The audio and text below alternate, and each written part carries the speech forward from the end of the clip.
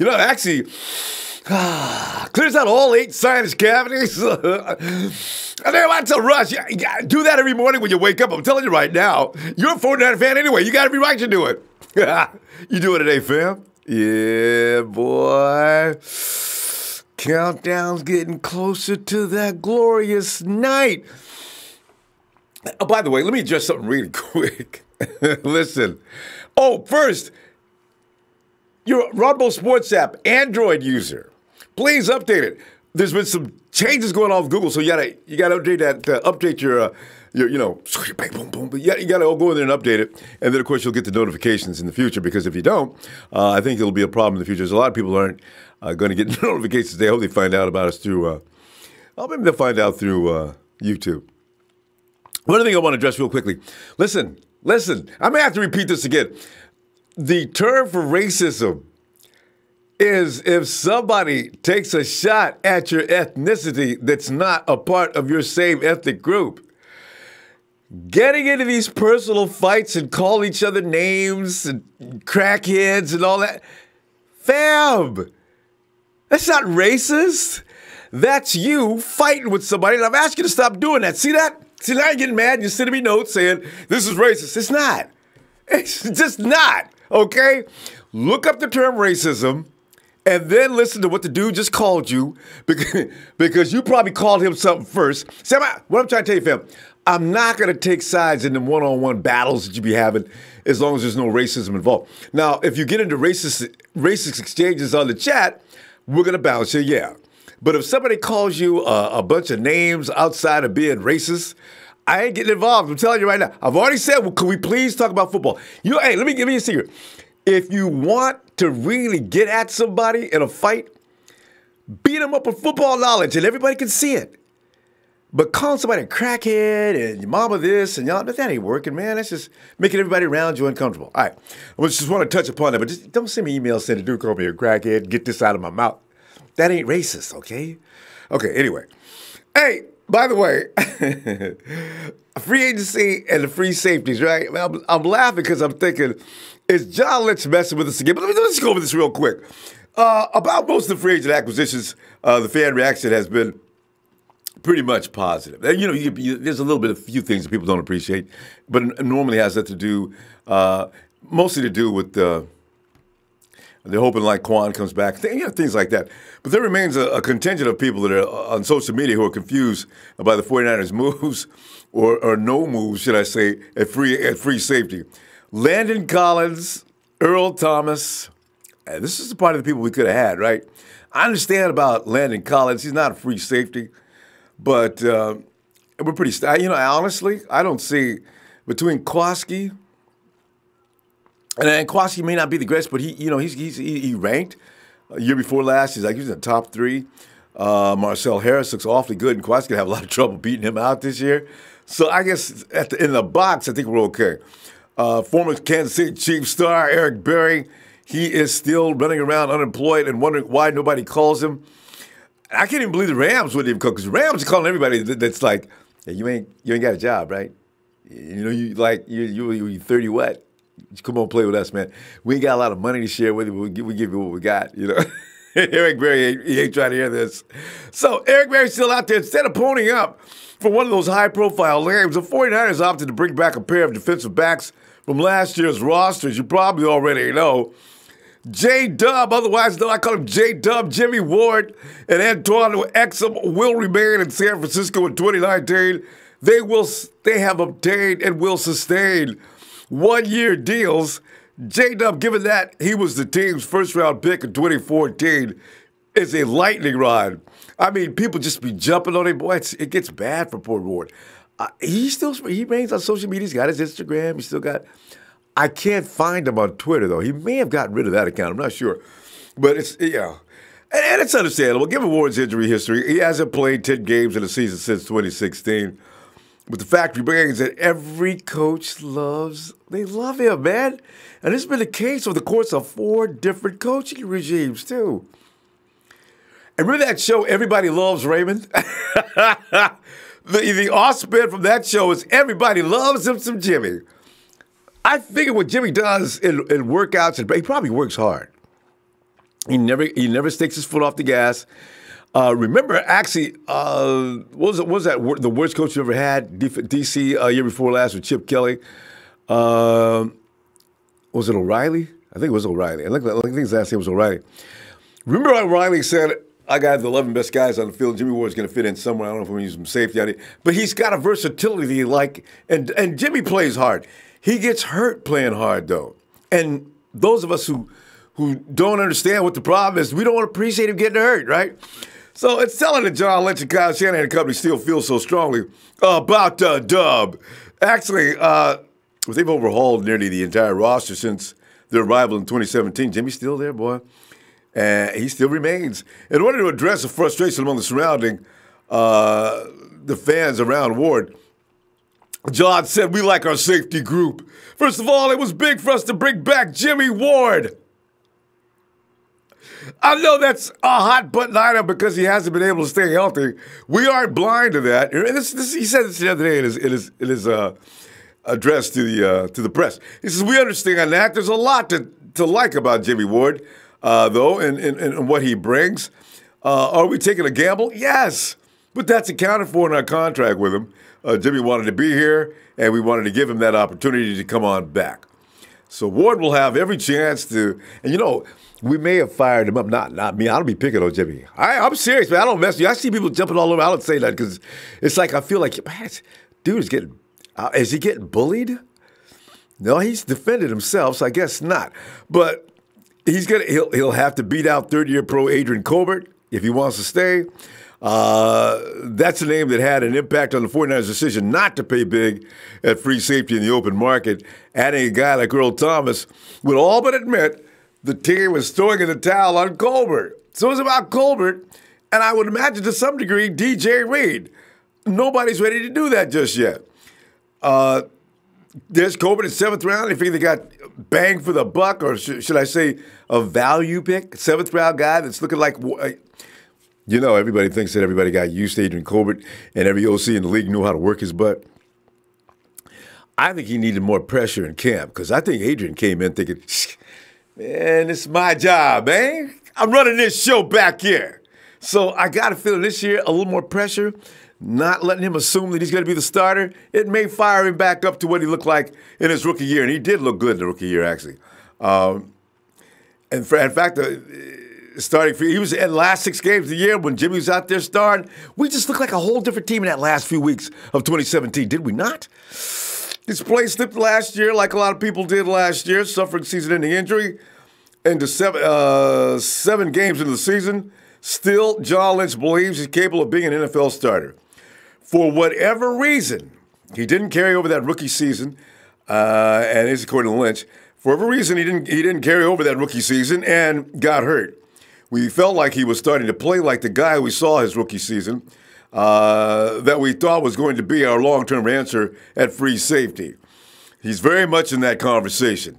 And then there's Exum, hard-hitting, old-school-style Exum. The boy in 2018 is getting fines for knocking people out. Well, I hope the 49ers paid that fine, too, because, he wouldn't get paid that much, right? And those fines were hefty. Exum could have lost a whole week to some of them fines, man. He provides depth at both safety spots. He started 7 games for the Niners in 2018, recording 1 sack, 1 forced fumble, a pick 6. John noted that 2018 5th-round pick D.J. Reed, as I mentioned, is capable of playing free safety as well. But you and I both know D.J. Reed goes down on record as saying, I'm more comfortable playing cornerback, y'all. Making me play back there. But see, DJ, man, you're only 5. What is DJ, 5'9", 5'10"? That's too small for the scheme, according to John Sal and company. So, they may have to get up off that sooner or later, though. That's all to say the 49ers have several options. Their belief is that the defense will be in good shape heading into the regular season, regardless of how the training camp competition plays out. And remember, that secondary, a lot of the suffering going on back in the secondary had a lot to do with the porous front line saying, quarterback, take your time. We ain't going to bother you. Throw the ball, find the receiver whenever you get a chance. We'll sit back here and pretend like we're trying to get you. So, anyway, John Lynch, I can't believe he really means this. So there's something means that when he says that, it's kind of like tongue in cheek. Maybe John wants to see what they look like in camp because he says, "quote We feel good about our free safety depth. We feel we're pretty well stocked there." I understand his pain though, because John says I got to see what these guys do. But here's the thing: you go in and you draft these guys, and you throw them under the bus in year 2 or 3. And my ego would do the same thing. If I drafted you in whatever round, 4th, 5th, if I drafted in 7th round pick is like special, but if I draft you early in the draft and I don't let you develop, whose fault is that?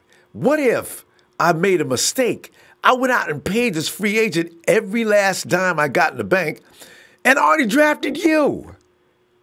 I need to give you a minute to get ready, don't I? So I understand their pain on that. And this is why Solomon Thomas, I don't know how much more time he's going to get, but they tend to wait if you draft a kid on your own. Now, the guys they didn't draft on their own, Trent's picks, get out. Get out now. And they drafted their kids and threw them, I'm talking kick to the curb. So that's the way it works. It might be partially ego, because they bring in D.J. Reed, they bring in Adrian Colbert. Now everybody's saying, man, would you go get Solomon Thomas and quit fooling around? They ain't trying to hear that. So we'll see what happens. Although the thing with Jimmie, it still doesn't apply, does it? If you don't like any of the rest of the guys, why'd you like Jimmie? Jimmie makes people love him. Okay. Anyway. Hey, Cynthia, how you doing, girl? Yeah, he says, I know. There's a good point, Cynthia. Lynch didn't rule out drafting a safety, though. See? That's the truth. And I don't know which round he's going to do it because I got my own theories about what they're going to do round 2. I guarantee you those. Let me not make no guarantees. How we can call them guarantees. Well, Big Show's waiting on him to make a guarantee so he can come back and get me like I be getting him. But round 2 is going to be a wide receiver or a safety. I have to add to the mix. It could be a tackle, too. It could be Jonah. I'm telling you, it could be Jonah Williams, man. It really figures it's going to be Jonah Williams, a wide receiver, and a safety. But Jonah Williams can come in, he can play guard or tackle. That means you can groom him for Joe Staley's exit. Joe Staley's been working out with him during the course of the offseason anyway. If I'm GM, I sit there and give me a piece of wood, guys. Why? I got to bite down on this because after I tell you what I'm going to tell you, man, everybody's going to be mad. I'm not happy with this either. What? In round 2, we're taking Jonah Williams. I'm telling you, man, if we don't do this, we're going to be in deep trouble. We can trade that kid. He's good stuff. What if we don't come this high in the draft next year? We don't get a tackle. Joe Staley says he quits. What the hell are we going to do? You got to freak out, All right, let me stop freaking out. Hey, Perry Howard, what's up, fam? Billy Badass, what's up, fam? I love my Billy Badass, ain't seen him a long time. Manny Jimenez, what's up, Manny? 49ers 808. Adams! Mike DeCoit. With our new defensive line, got some good linebackers, got some good depth in corners. Our safeties are going to be all right.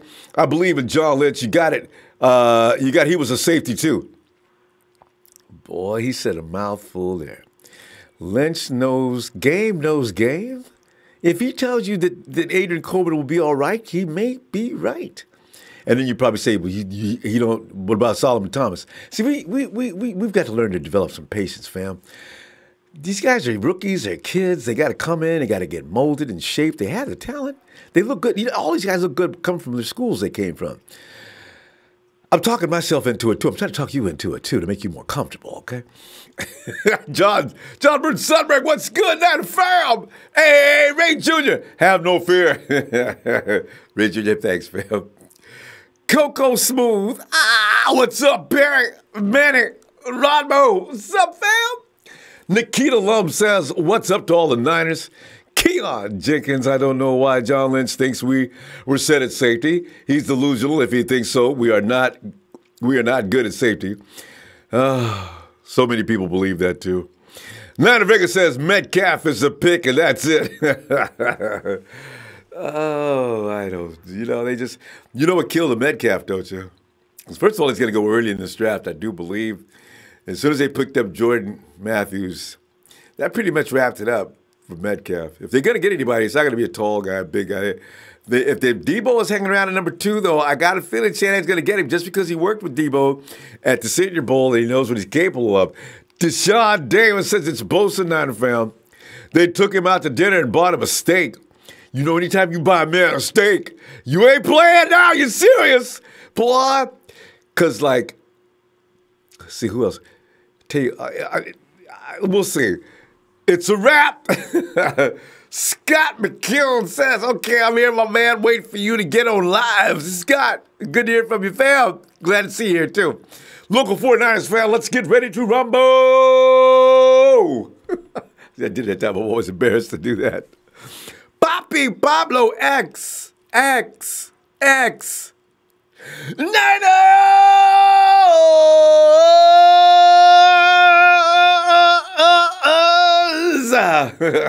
Bobby! Local 49ers, let's get ready. We already did that one. Avatar saying, John Lynch knows we need a safety badly, but doesn't want to say. This is the time when all GMs, that's true. Boy, that's so true. Ooh. It's like I was thinking the other day, and somebody told me on, I don't know if it's Twitter or Instagram, he said, Ronbo, don't overthink it, man. You know, they only cloak so much. They're not getting no safety number 2. You know, I'm telling you, Jonah, Nasser, Debo. There's your number 2 pick. It's one of them 3. Watch. Mark Carter said, what's up, fam? Jose Mendez says, you think about drafting Quentin Williams. Armstead is on a year deal. And Thomas only has 2 years left on his rookie deal. They're going to get Quentin Williams they may get Quentin for a number of reasons. They're not concerned with whoever they got on the team already. Because, you know, they'll kick him to the curb in a heartbeat. Not even trade somebody draft night, especially if they get that deal done in the first round. There's just so many possibilities. The scenarios are endless. You could lose your mind contemplating what they could do in the first round. I have already decided I'm going to do some drugs I don't know who's watching this. I'm talking about over-the-counter drugs in order to calm you down as first round pick is done. And the Cardinals select Quentin Williams. What? Really? What? I can just see now. Jonathan!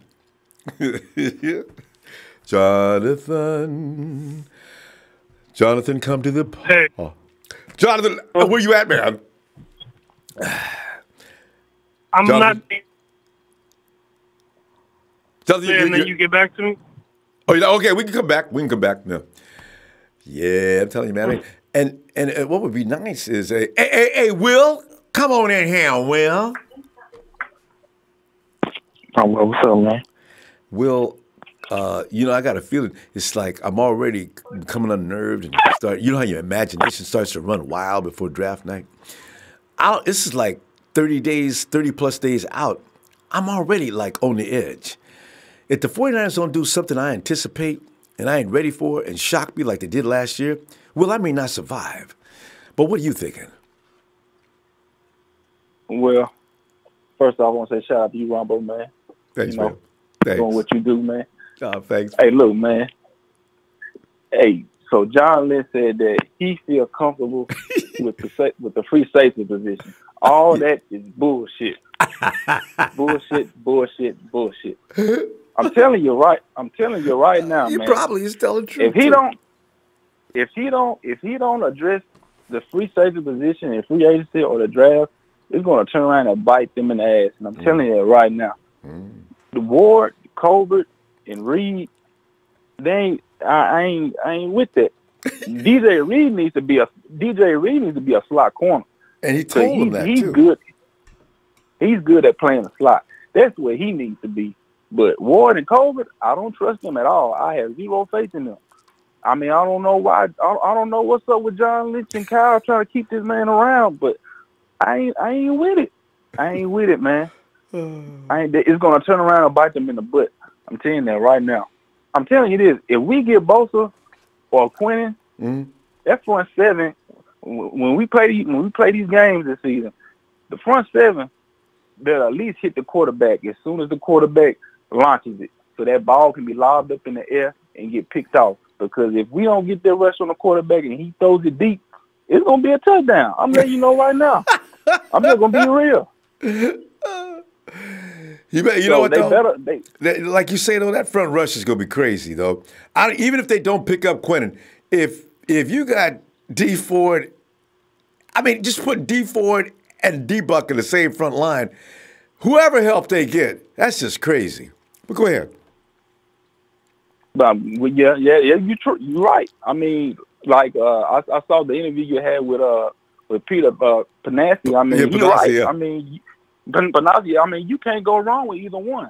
I mean, you get Quentin Williams, on the D line, and to do the rotation, and you put him in on certain downs and certain packages and stuff. Either way, the front seven gonna be legit, no matter what package you put in, because you have Bugner and Williams and D4 coming off the edge.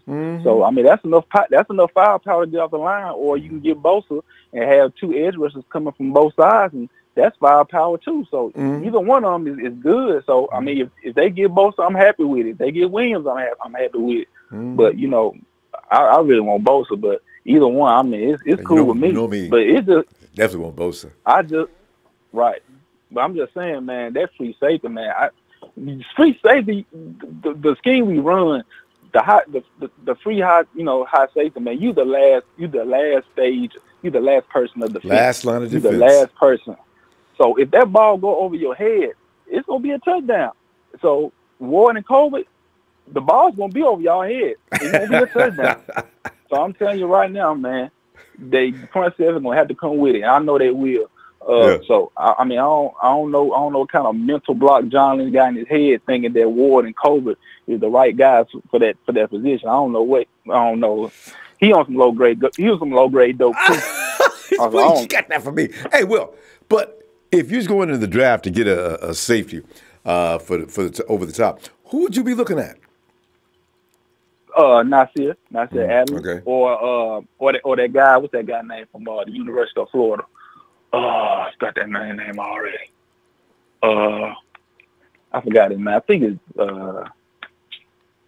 it's Abrams. I think. Oh, Abrams. I thought he's from Bama. Okay. Yeah. No, Deontay Thompson is the free safety from Bama, but I forgot the dude's name from Florida State. I forgot his name. Ronbo. I can't think of it right now. No, I know you're talking about. Either one of those, man. Yeah, man. Either one of those, they better get that. They better get that in the second round. I mean, we can get a receiver in the third round, but that second round, we need a free safety, man, because them guys ain't gonna cut it. I'm just gonna be straight up honest, man. Everything John and them got everything else set on defense. They got everything they good in free agency. They got the edge rushers they need. They got the linebacker. They got Barrett to be on the opposite of Sherman. So they got those holes filled, man. It's just the free safety that is scaring me right now because they ain't doing nothing about it. Trey Boston is still out there. He's out there floating in the water, talking about, hey, get me. And Kyle and John ain't sending out no raft to get him out the water. Just get the man. Sign that man to a 2 or 3 year friendly deal. You know, Parag got the mask skills going. That's what I was going to ask. What do you think, Eric? I mean, what do you think he wants though? I don't know his price range. I don't know, but I mean, obviously they can give him a friendly deal because it seems like not many teams want him right now because he's still out there. But the dude creates turnovers. The dude had 8 turnovers in 2 years.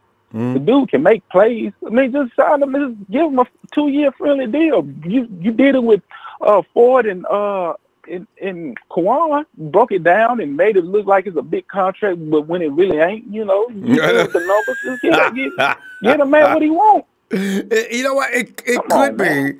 It could be that they're waiting for another. Move a little bit closer toward OTAs or after the draft. Barry gets picked up after the draft because Kyle always wants to do the draft first anyway. So if they're going to, like you're saying, they're going to put it on a back burner because they're looking at him. And if somebody else doesn't pick him up, I think they're going to give Barry a look. At least give him a look. No doubt about that. Well, that's a long time. That's a long time. Yeah. That's a long time, though. That's always you don't have to wait all the way to April of April the 25th is when the draft starts. You got to wait all the way till almost the end of April to see if he's still out there. And I don't know if he's gonna still be out there by then. Yeah, you know, Boston or Barry.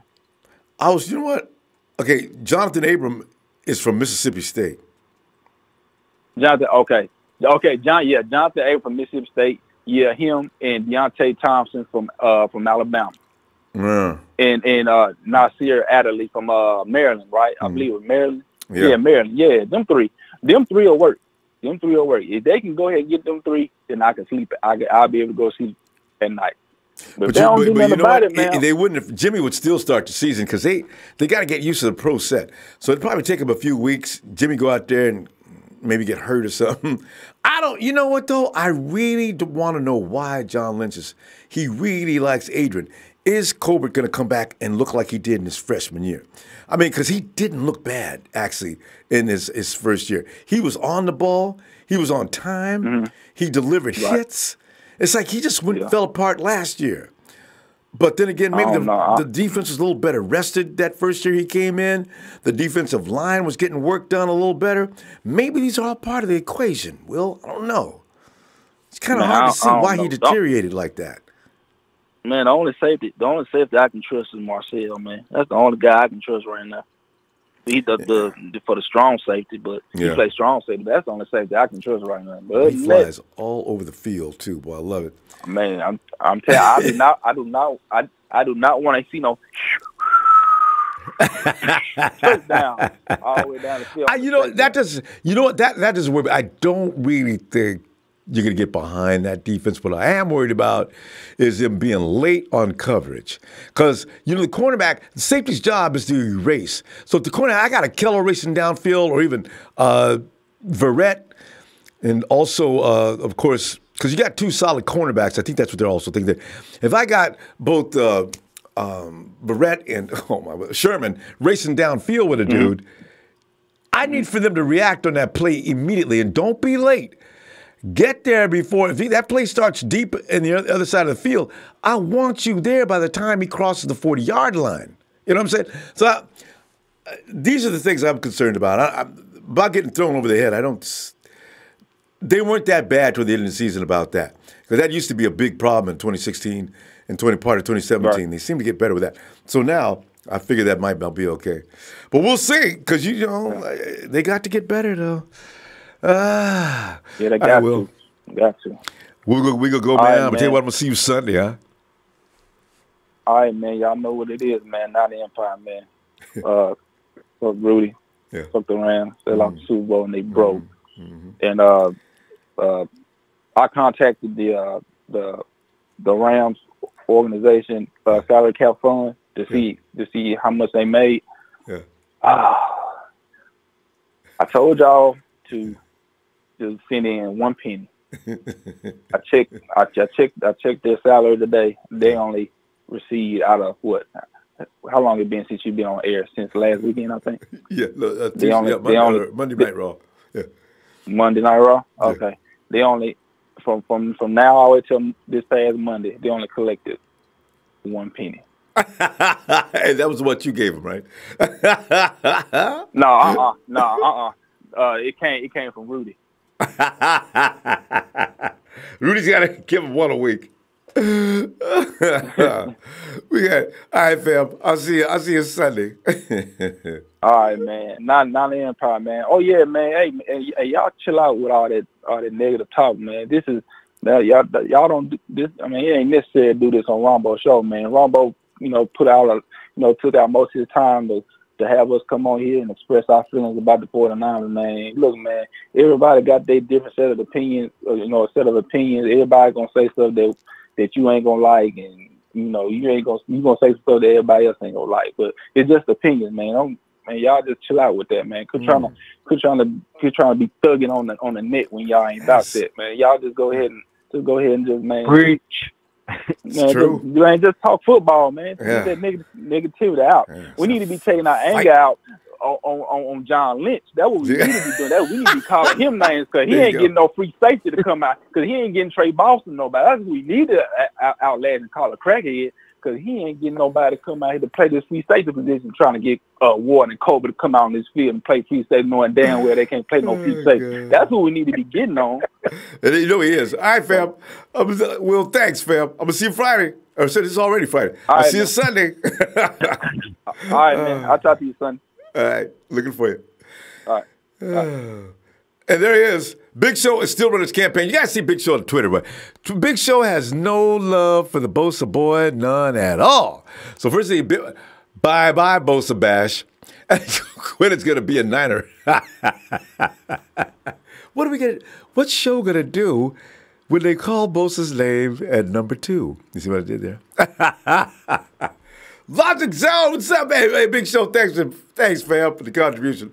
And Logic Zone says, what's good? I love the show, man. Thanks, fam. Logic Zone, and thanks for the contribution too, fam. Yeah. And Craig Naughton says we don't need a wide receiver at 36. Lynch is as good as said that. And I reckon we're going O-lineman. I'm thinking, I'm feeling you on that, Craig. I really think that's it. O-lineman or safety. I mean, that's. I got a feeling. It says, I reckon we're going O-line, and that pick, Chris Lindstrom, yeah, he's got to be in the mix. Derek Hines, what's up, Ronbo? Talking shit, fam. That Derek, you know I'm going to do that, Derek. Michael Penegard says, anybody else here, Dallas put in a call for Solomon? And they need, it's really believable, too, because if the Dallas Cowboys, boy, they need a defensive lineman. Everybody left. All of them at the rehab center. I'm not talking, ain't none of them at the rehab center. They're at home blowing. He says, Quentin Williams might be our guy. Q Williams might be our guy. It's a real strong possibility, really strong. As you can go in the second round if the 49ers wanted to, and there'll be several choices, including Ferguson, because you're not gonna get Ferguson, Sweat. There's several guys. Panama Queen, what's up, lady?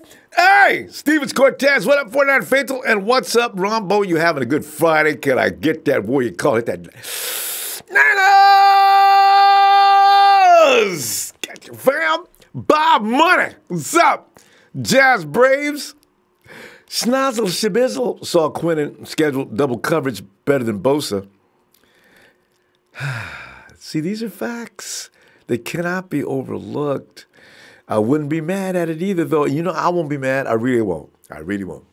Tyler Luciano says, hey, what's up? We all know it's going to be Nick Bosa. And then we will draft a wide receiver in the second round and then draft a safety. Oh, everybody's got their own, I don't know, man. Ray Histo, what's up? Downtown. There's Downtime with DeMille. Wait, you see what he did there with that rhyme? After singing Take Before It, Quan, Verrett, I'm feeling hopeful again, you see. Craig Naughton, don't read anything in Allen visiting us. McGlinchey never visited us. And we took him. Bosa is due to meet the Niners after his pro day. Craig, that's already happened. Unless they're going to do it. They've already had dinner with both Quinnen. And Quinnen said, "Oh man, Coach, I don't need no steak. Let's go to IHOP." See, that boy is country. I like him already. He want to go to IHOP so he can get them. What you can do at IHOP, every time you order something, they have to give you a stack of pancakes. So you could order like 3 different meals or 3 different things, and they give you 3 stacks of pancakes or waffles or French toast, right? Boy, he likes to eat, I can tell. He needs to cut back on the carbs, so I don't see no definition in the arms anywhere. He needs to cut up a little bit. Get that grown man strength going right now. Jack Del Lark Jr., what's up? Jack from Hemet Cali. What's up, fam? T-Money, Niners down. Hey, you got the best intro that I've seen since the Monkeys TV show. Hey, we're the Monkeys. People say we monkey around. That was funny, though. The 123, what is it, 123.76. What's up, fam? Hey, let's go to Vegas. 702 Las Vegas, Nevada. Come on in, Vegas. Hey, what's up, Ronbo? You hear me? I can hear you loud and clear. What's up, man? It's Taryn Lewis. Oh, it's Taryn. Taryn, you came in under the radar, man. We didn't know who you was. We just knew somebody coming in from Vegas. Taryn, come on in here, man. Hey, what's going on, man? I know you got investigative skills, man. Is John Lynch serious? Well, let's get on this Trey Boston thing. Everybody's freaking out. Get Trey Boston. If he was that good, he'd be signed already by somebody. Good point. I mean, he's out there for a reason. Either his asking price is too high, or maybe he's just not a fit for our team. Or, like John Lynch said, maybe he does like the safeties we have on our roster. And then there's that. Nobody's going to take that serious. But Trey, I mean, Taryn, just about that though, since you bring his name up, even the Cardinals threw peanuts at him. How come? I just wonder how he gets treated that bad. Some of the worst players in the league get paid more than Trey Boston. I don't get it. His attitude. I mean, you figure what they threw $5 million at Jimmie Ward. You figure good example, they probably could have threw that same number at Trey Boston, but if they didn't, I mean, they must see something else on the roster. Maybe they see potential in Jimmie Ward. That's still kind of a head scratcher to me because I'm like, $5 million. But on the bright side, if you look at the contract, everybody freaks out over the big number as usual. But you look at that contract, out of the $5 million that he can make, he's only getting $1 million of it guaranteed. Sure. And that probably stipulates also if he stays on the field all year too. Exactly. I told everybody on the chat, I was like, if he makes this $5 million, that's actually a good thing because that means he's playing every game. True. So, Terry, give an honest assessment though. How do you feel about Jimmie Ward's playing? I'm just wondering. I mean, is he a good player or not? When he's healthy, of course. He's serviceable. I put it that way. I wouldn't say he's great, but at the same time, I think it's kind of hard to assess our secondary because over the last few years, I'd say probably a good 5 years, we haven't had a consistent pass rush. Boy, so I think So with getting D Ford, I mean that's going to help out tremendously.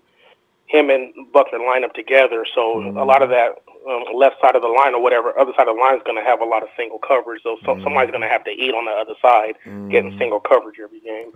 But I think the beauty of everything is, sitting at number 2, everybody's kind of, we kind of hear the same 3 people: Josh Allen, Quinn Williams, or Boza.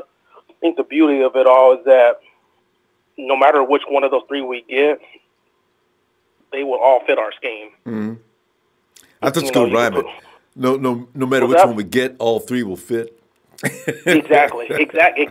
Yeah, no matter which one. So you got Josh Allen who can put his hand in the dirt, plus also could play some Sam for us on certain downs. Probably like on 3rd down, you can put him at Sam. You can even have him rush, on the opposite side of where D Ford is at. But of course, you got Joey Boza. Everybody's saying he can't play the big end, but I don't know. I think he can. I think he's very strong. You put him. You figure, let's just say on 3rd down, you got D Ford, DeForest Buckner. Let's just say DJ Jones and Nick Boza on the 4. I think that's great as well. But I mean, I think the thing that bothers me, and I think you and I talked about this before. The thing that bothers me is even with Trent Baalke's, him and his staff, seem like with John Lynch are doing the same thing. Everybody forgets the Tavarius Moore, 6'2", 200 pounds, ran a 4.3 240. 4.3 240, 6'2", 200 pounds. He was like the 5th ranked safety coming out of the draft. He was given a 2nd and 3rd round grade. So the man, he understands angles, he understands the position.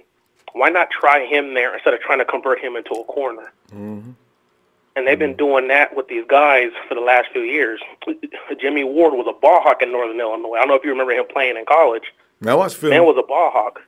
Yeah, man was a ball hawk. They get him, and then, he had smooth hips and stuff like that. So Trent Baalke and them were like, let's put him at corner. He's been fluctuating positions for the last few years and not letting him get comfortable at positions. You know what I mean? So I think if you give them a chance, you give Tavarius Moore, because now I think we have a decent amount of corners. You picked up Jason Verrett. If he stays healthy, we're good. Akello Witherspoon, Sherman. I know the caller before me made a great point. I think DJ Reed would make an excellent corner. Yeah, and he wants to play corner outside, too. Yeah, And he's physical. People think, because he's short, he's 5'10", 5'9". Those are the worst ones. Those are the hardest hitters in football. Absolutely. He's physical. So, him, and you still got K'Wan Williams. So we have the corners. I just think everybody's concerned about that free safety position, but I really, truly believe that Tavarius Moore should get a fair shot at sticking to the position he was drafted at. And he has, like I said, 6'2", 200, 4.32 speed. That man can run all over the field. So I don't know. What's your thoughts on that? I agree, and but I figure these guys coming to camp, coach, whatever you want me to do. Even Quinnen's already said that before he's even got there. Quinnen says, "I'll come off the edge. I'll come up any way you want me to play. Wide receiver, I got it." Because this is the attitude they come into the pros with. They don't come in and talk about I'm a specialist here. Except for DJ has made it clear that he likes to play the corner. He's more comfortable with the corner during interviews. So But I'd like to see Tavarius. I'd really like to see him at safety just to see because, like you say, it's his natural position. Just like Jimmie been playing him out of position, like they've done a couple other players down through the years. Tank Carradine was a much better football player when he was playing with the Seminoles. Absolutely. These are things that I don't know why they draft a kid for what he's good at when you see him. Why are you going to make a change? So absolutely, I think we talked about that. We're like Tank Carradine came out of Florida State. 6'4", 265 with his hand in the dirt with an excellent pass rusher, had a first-round grade before that ACL tear. They made this man come into camp, we're going to put you at 295 and be a defensive end in the 3-4. That's not him. That's not his game. No. And he proved it. Yeah. But all right, Ronbo, I know you got a lot of callers. I just want to call in and have a few comments. Dang, it's always nice talking to you. Thanks, Dan. It's crazy over here in Vegas right now with March Madness going on. It's a trip. Is that right? Because the Raiders are doing all kinds of things, and they're probably and Vegas Raider fans are also probably thinking they're going to bring all that to Vegas. See, Raiders ain't coming in for another 2 years. AB will be gone. Terrell Williams might still be around. Derek Carr will be gone. I think this is last year. Gruden's not going to tolerate that much longer. And I figure Trent Brown. Maybe. Trent, I don't know. I will see. Because, man, Gruden don't play, man. If you don't do something right now, he's getting rid of you. So, it'll be fun. Cool, but I think we're all good. I think being at number 2, I think we're in a perfect spot. Because I think no matter what, even if, let's just say, Arizona throws a curveball. Because I don't know, for some reason, deep down, I really don't think they're going Kyler Murray. I don't know why. I know, right? I just think it's all smoke. I just think it's smoke. So, if he doesn't you go, at least get a draft pick for Murray because he is actually the best quarterback in this draft. My God, his tape is just startling. Haskins is good, but Murray he's got so much to offer from that position. He can extend plays. His accuracy is hot. He reads defenses. He's quick at it. He doesn't mess around. I don't want him in Arizona. If you want to know the truth, Darren, I really don't. Get rid of him, Cards. I think we're in a good spot. I was talking to my coworker today because he's a Niners fan too, and I was like, you know what? I really do think we stay at 2 and draft whoever, whether it's Quinnen Williams, Bosa, Josh Allen. I really think it's going to come down to Quinnen Williams and Nick Bosa for sure. I think those are our 2 options right now. Mm-hmm. But I think we stay there. But what I really do think, though, I think at number 36, there's going to be so much talent there. I wouldn't be surprised if they drop down maybe 5-6 spots, and then to get like another third round in the process, and then we'll have 2 third-rounders because remember the last year we moved up to get Pettis, but there was a lot of good talent that came out of that second round, especially at receiver. You had like Anthony Miller and James Washington, so I wouldn't be surprised if we move down from 36 to maybe like 42, 43, acquire another third and still pick up a stud with 5 or 6 picks later. So that would be awesome, huh? All right. Cool, man. All right, Ronbo, well, good talking to you, bro. All right, Taryn. And stay out of I know, don't get involved in March Madness, man, because the teams that are playing in it aren't making any sense. Put the money in the wrong place. I'm a Duke fan, so it's all good. You can't lose to Duke. I got a feeling that's what it's going to be anyway. But you can't make any money on Duke winning, though, because everybody knows that's got to be the perennial favorite. All right, man. All right, man. See you take care. You too. All right, Niner fam. Take care. Yeah. All right, later. Hey, and Daniel said, Ronbo, hey, what have we told you lately that we love you? Daniel made me cry. It's one of my favorite tunes. You doing, fam? Thanks for that contribution, too. Travel babble, says caller, makes a good point about our secondary not having the edge until now. Yep, you know. See, we're judging from what we've seen in the past.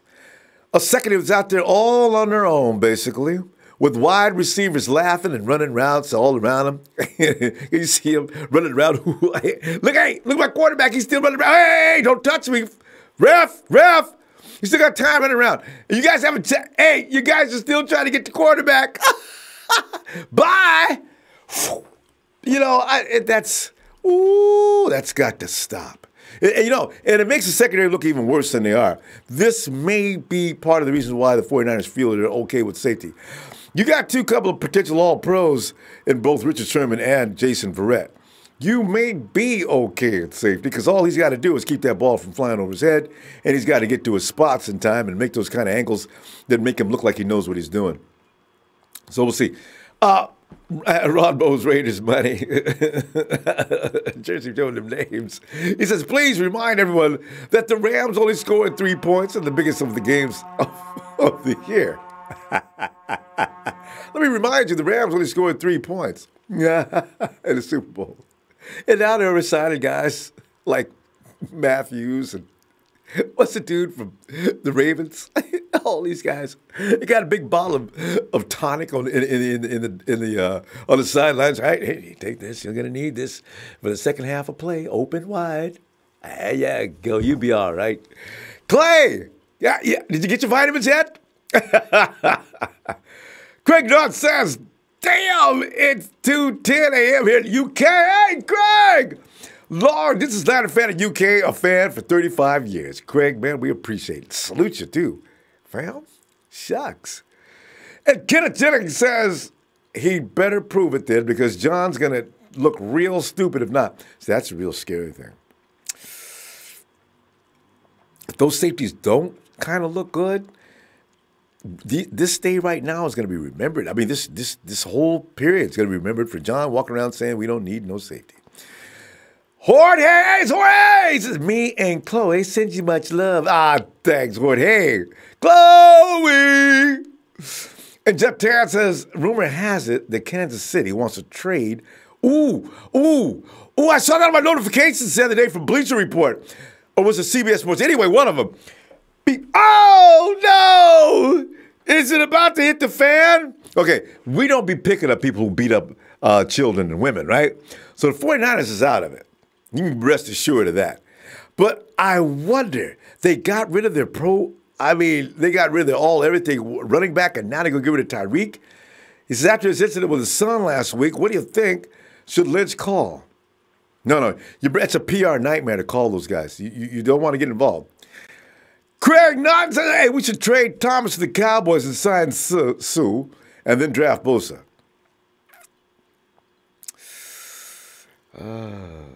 You know, that's the kind of deal that you don't need to worry about. That could be, I don't know, they might think about that, actually. Ndamukong doesn't play, though, until it's the money time. I don't know. He wants to stay in California, though. How badly does he want to stay in California? He asks for a lot of money, though. Sir Garcia, what's up, fam? Daddy Fernandez.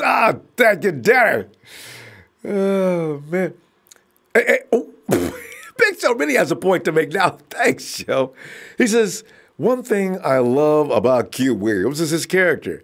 He lost his mom at 12 to cancer, and she told him to finish school, which he is, unlike Bosa, who comes across as arrogant and entitled. He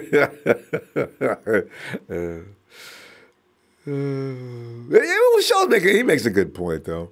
You know, the heartbreaking stories are always the ones you want to see continue to succeed. You know, Nick's sitting there during his pro day. Yeah, I saw Dre out there. I wanted to be out there with him, you know, because I really do love doing drills. But, you know, they're telling me that it's not really, I should just sit back here. Nick is already kind of Hollywood. You know, Nick and Joey, when they talk, you can't take it seriously. That's the way they talk. I don't know why they talk like that, but they do, you know. So getting Nick, don't take too much from how he talks. Him and Joey both sound weird when they talk. So I ain't going to say anything about that. James Oliveira says, hey, thanks, James. He says, safe play with either Bosa or Williams, and I'm a fan of Ward. All right. Because Jimmie needs some love, man. I really don't like hating on him all the time like we do. But he's got to stay on the field and say, Jimmie, come on, man, you can do it. You can do it, Jimmie. They got people in there showing him how to do nutrition. And also, they got the guy's sports science people going to make him stronger. Let's get a Show Me the Money.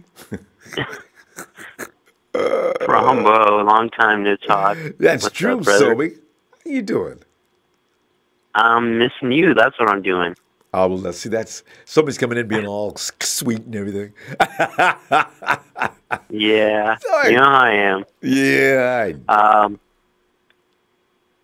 So here's a dilemma. We got Joey on one hand and Williams on the other hand. Yeah. Nick, you mean? Now, I'm sorry, Nick. What did I Everybody say? does that. Bosa? I do it too. It can't be helped. Okay. Joey's famous. Yeah. I'm sorry. Yeah.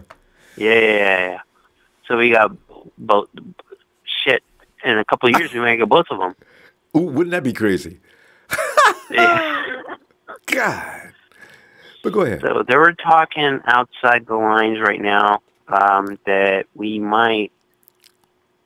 Okay, just for bullshit's sake, somebody might trade up and land Bosa, Raiders. and we get one of the quarterbacks. Now you get a king's ransom, right? Now what do you do? Do you get Williams, or do you trade down for, I don't know, like 2 3s, 2 1s and 2 2s and 3 1s, whatever. But that's here and there. But if you can get it, yeah, that's if awesome Bosa's there and Williams there, who do you get? See, I've got this. I can't even be unbiased on this. I got this man crush on Nick. Every time I watch him play, I just look at that. I mean, he just plows through offensive linemen with a series of hand techniques. He does that within the time it takes a quarterback to count 1, count 2, count 3, and Nick's already in his face. I love that.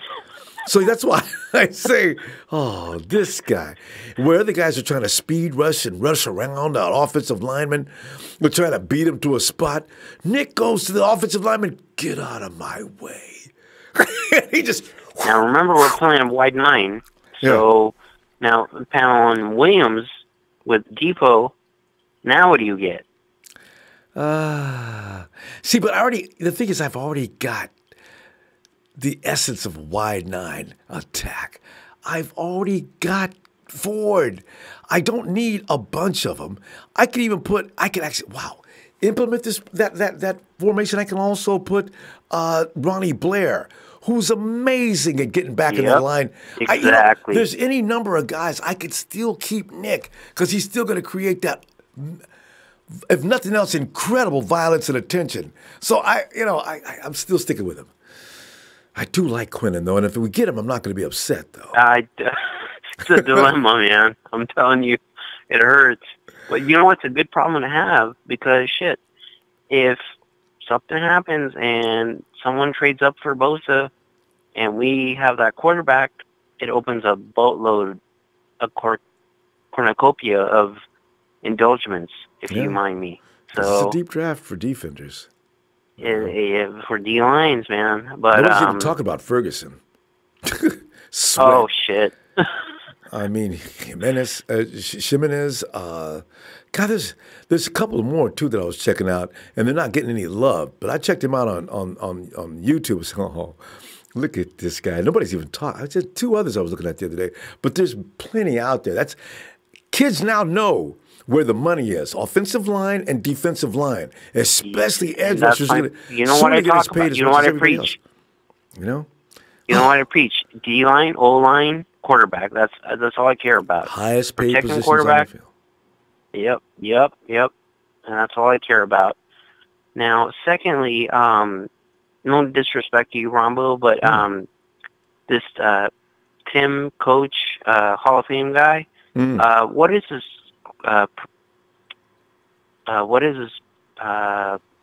protege? Like, what is he? What is credentials? Like, is he actually in the Hall of Fame?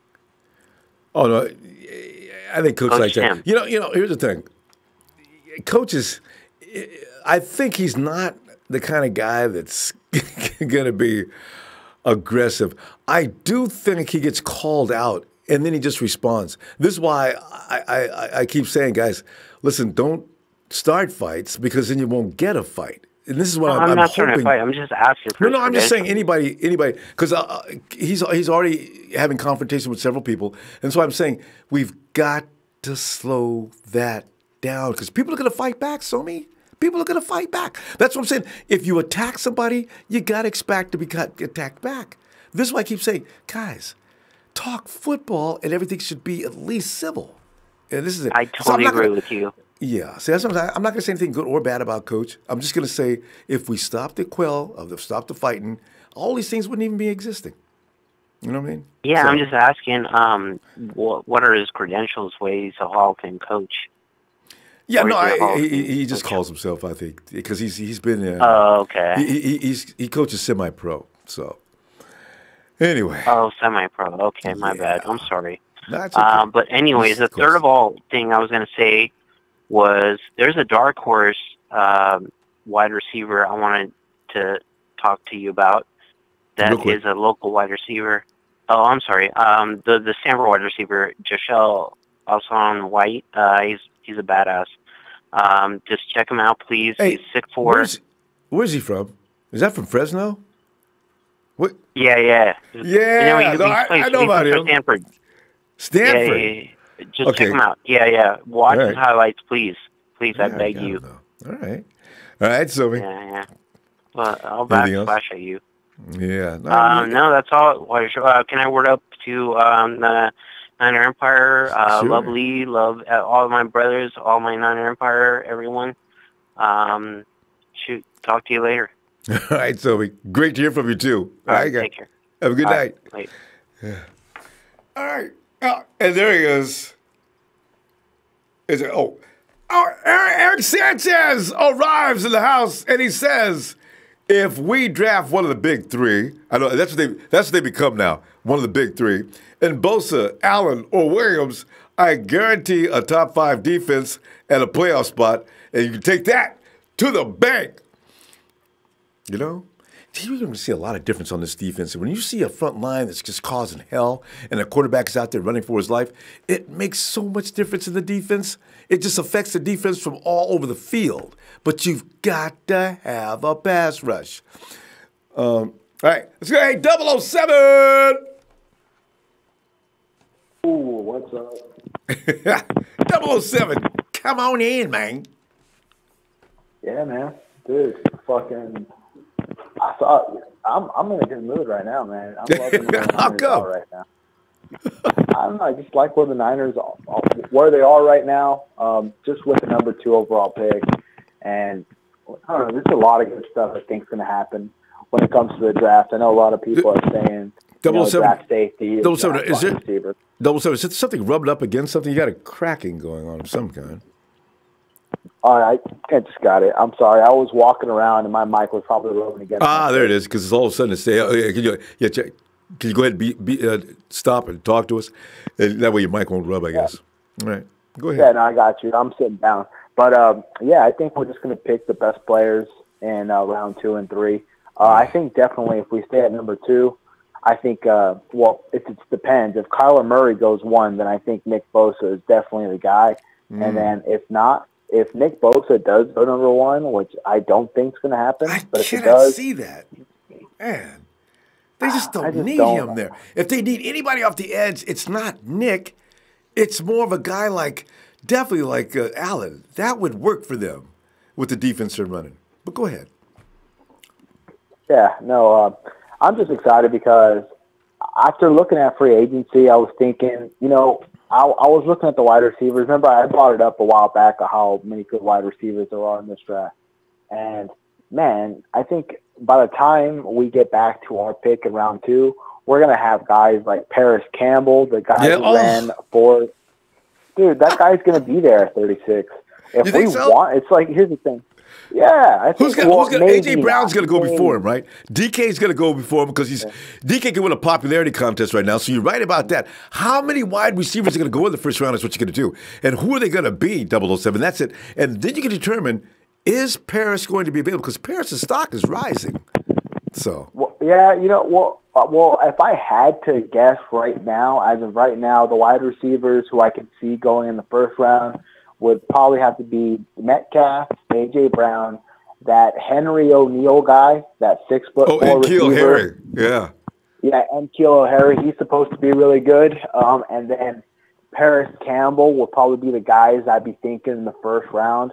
And then after that, I mean, there's Hakeem Butler still. I really like Andy Isabella. Ooh. That guy's really good.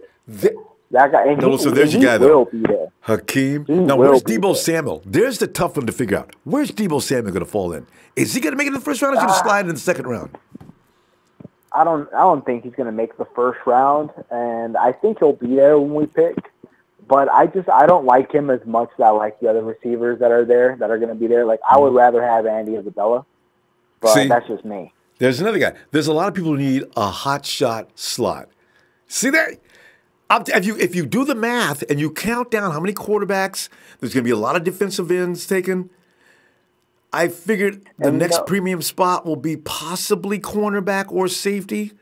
And now you're running out of 30. You're going to get to 32 really quick this way. And how many of those guys are going to be wide receivers and how many of them? Is it going to be 3? Is it going to be 4 at the most, I would suspect, of wide receivers? Because that's not the highest priority position to pick, right?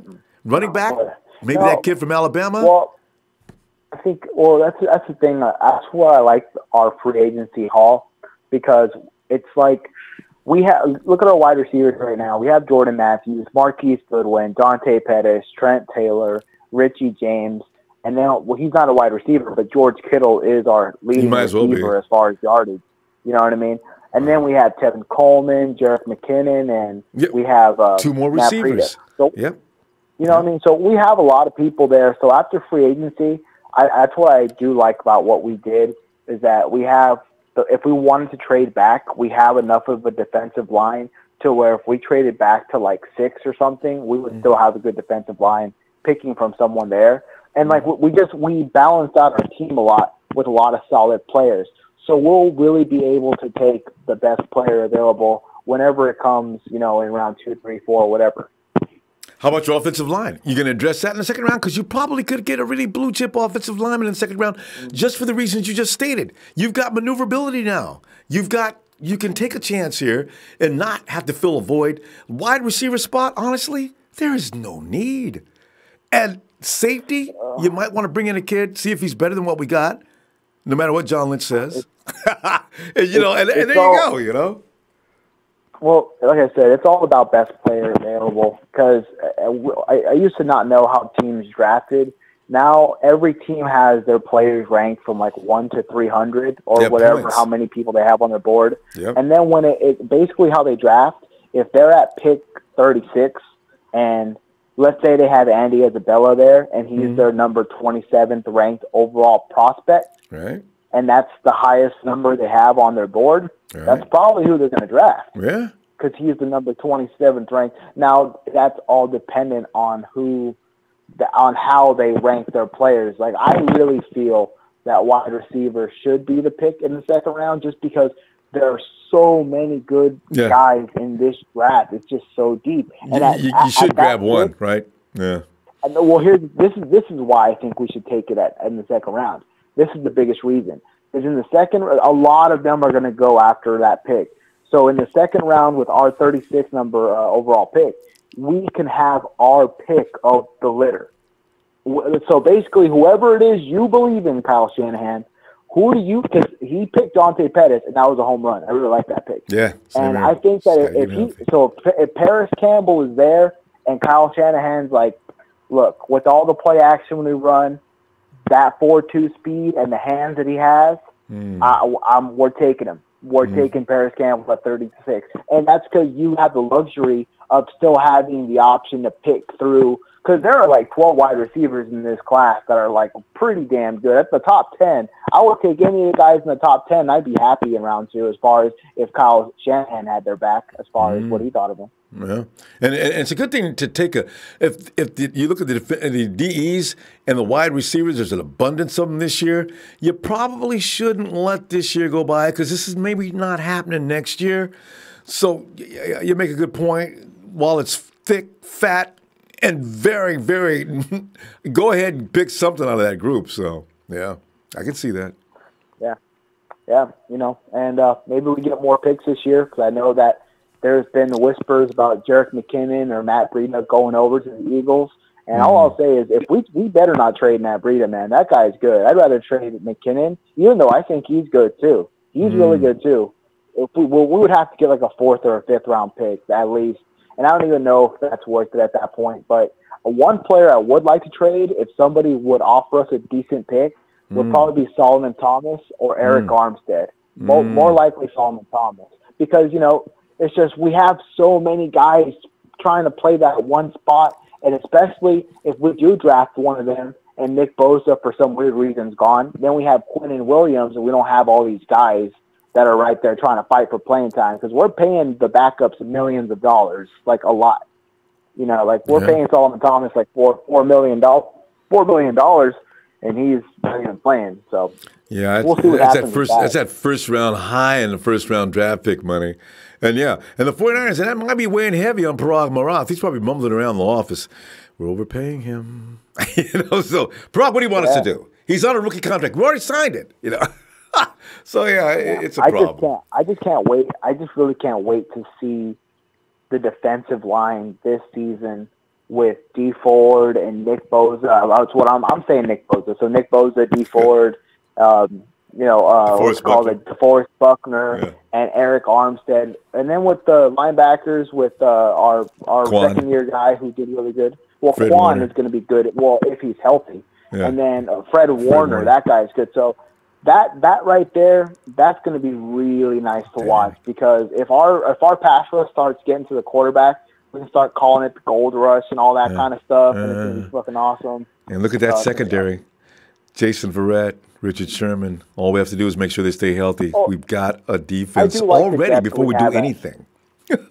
I do like the depth that we have at safety. After thinking about it a while, I watched some Jimmie Ward highlights while I was listening to your last caller's comments. You guys were talking about how is Jimmie Ward, and I saw his highlights from 2017. And that kid can tackle when he's playing safety. He's pretty good, so we'll see. And then Adrian Colbert's there, Jaquaski Tart. Those are guys that still have untapped potential. They're still really young. So if you put a pass rush there, and if you can pay them on the cheap, and they can start making plays. And they'll start looking a lot better, as I say, with the pass rush. A lot of people don't understand that. That secondary gets affected by a poor pass rush. 7, let's see you Sunday, okay? Yeah, I'll see if I can make it, man. Go Niners. Looking for you. Go Niners. All right, fam. Have a great night. Peace out. You too. And San Francisco says, hey, what's up? And my Niner fam, I want to shout out to Jonathan Delmark. If y'all haven't seen his breakdowns, I urge you to go check him out. The guy's detailed. Jonathan Delmark. He's not the one to do the breakdown on. There was a breakdown the other day I was watching. Somebody suggested it was really good. Who was that player? I can't remember. Big homie in there, myself, fam. Who was that? Is he the guy? Adam Carrillo. He says, I know John Lynch said Williams and Bosa as the top choices. I wonder if that will change once they meet Josh Allen. I mean, I've already said the reason they talked to Quinnen Williams and Nick first is they already had their mind made up about Jonathan Allen, possibly. And they wanted to see if talking to these guys would change their mind to see if they're better character people. Because I'm so worried about Nick not getting picked. See what I did there? Nick not getting picked. Darren Lewis. Hey, Darren says, I had Chris Lindstrom going to us at 36 in my mock. Hey, see, I'm telling you, man, look out. Look out for that second round. It could be Chris. It could be John. There's another guy, too. Because a guard that's really high quality like that, 49ers have to take it serious. We got Peters over there. We don't know what Joshua Garnett's going to be like. Chad Garrison, what's up?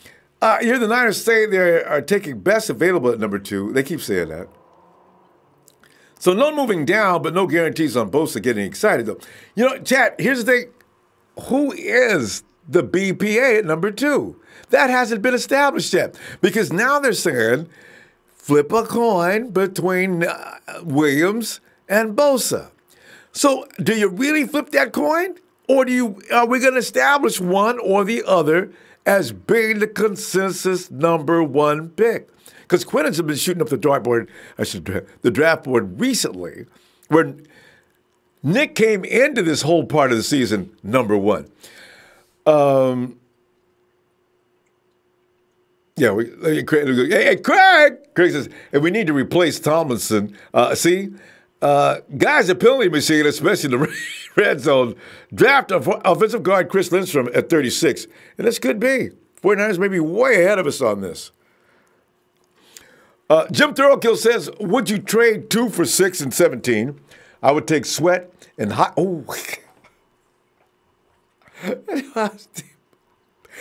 Don't let us get Hawkinson. That would bring new meaning to 2 tight end sets. Oh, God. Woo-hoo! Oh, and both of them are nasty blockers, him and George. And, you know, George turns into a wide receiver as soon as he runs out in the field, you know. And he's going to be out there learning how to do patterns. All right. Anyway, Fantasy 25, what's up? You can't respond to my messages on IG. Fantasy, what is your name on IG? A lot of times when people come in here, they got another name. And maybe because I go down to IG as fast as I can. Sometimes I don't have a lot of time because I like to go in and talk a little bit. But I keep going back and forth. I'll try to find you, though. Denise Granger said, what's up, Niner fam? Happy TGIF. And Cali Style said, what's good? I ain't seen that word in such a long time. Because since I watch WWE, because, you know, big pimping ain't easy, y'all. Mike Rodriguez says, you're freaking nuts, Ronbo. That's why I enjoy your show. Greetings from Las Cruces, New Mexico. Mikey! Shucks, man. Mike, you see nothing yet, man. Tell you what, when the season gets underway, I'm that dude that like has an ambulance waiting outside, man. I may have to get carried out on a stretcher. Don't let us win the wrong game. If we beat the Rams this year, if we beat about the 4 or 5 teams, if we beat them, oh my God, that's it. Hey, Justin. Yes, sir. How you doing? Justin, if I was any better, it would be probably against the law. Man, I'm telling you, I'm feeling so good right now. I'm liking the way things are shaping up and forming. I'm looking for us to go into the season at some point. Instead of us just wearing red and gold, they'll be wearing maybe really golden helmets. Because I'm telling you right now, this team is on a money path. Yes, sir. We are. See it. I watched the interview for John Lynch, and when he said he was positive with the safety position, free safety position, I almost lost my mind because there's still work to do in the free safety position. Cornerbacks are fine, but free safety, I'm worried. And you have every right to be. They haven't showed or proved anything to us other than the fact that they can stand out there. Now, can they please be impressive enough that maybe they could get into the top 100 at the end of the season like an NFL Network always does? Or maybe their peers vote them into the Pro Bowl. At any rate, show us something, guys. You know, come on. Everyone's talking about Trey Boston. Why doesn't anybody talk about T.J. Ward? Like, T.J. Ward has expressed interest in I know, right? radio interview that he wants to join the 49ers. So I'm like, everyone's talking about Trey Boston. I'm like, over here, like, T.J. Ward's right there. He wants to join. Talk to him. Like, I'm pretty sure you can get him at TJ too. Is TJ 31? How old is TJ? Let me check at it real quick. I think he's 31, 32 or somewhere there. The 49ers seem to be staying away from guys 30 plus. It just appears that way. You know? Because I saw that interview with TJ. I like him. Yeah, I'm looking that up. 32. Yeah. And TJ's sitting there saying, you know, give me a call, y'all. You know, And he wants the 49ers to draft Bosa. He really wants the 49ers to draft Bosa. I know he's they get Bosa, man. They got it. And who else wants Bosa? Kendrick Bourne would tweet it out. But I forgot what he said exactly, man. But Bosa's got a lot of fans. So we'll see. Yeah.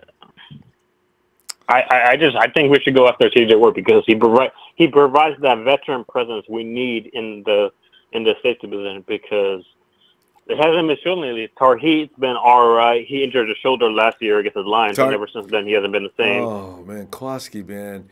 And every week we heard about Kowalski's shoulder. Every week. He's playing with a hurt shoulder. Kowalski Tart will miss this week due to that shoulder.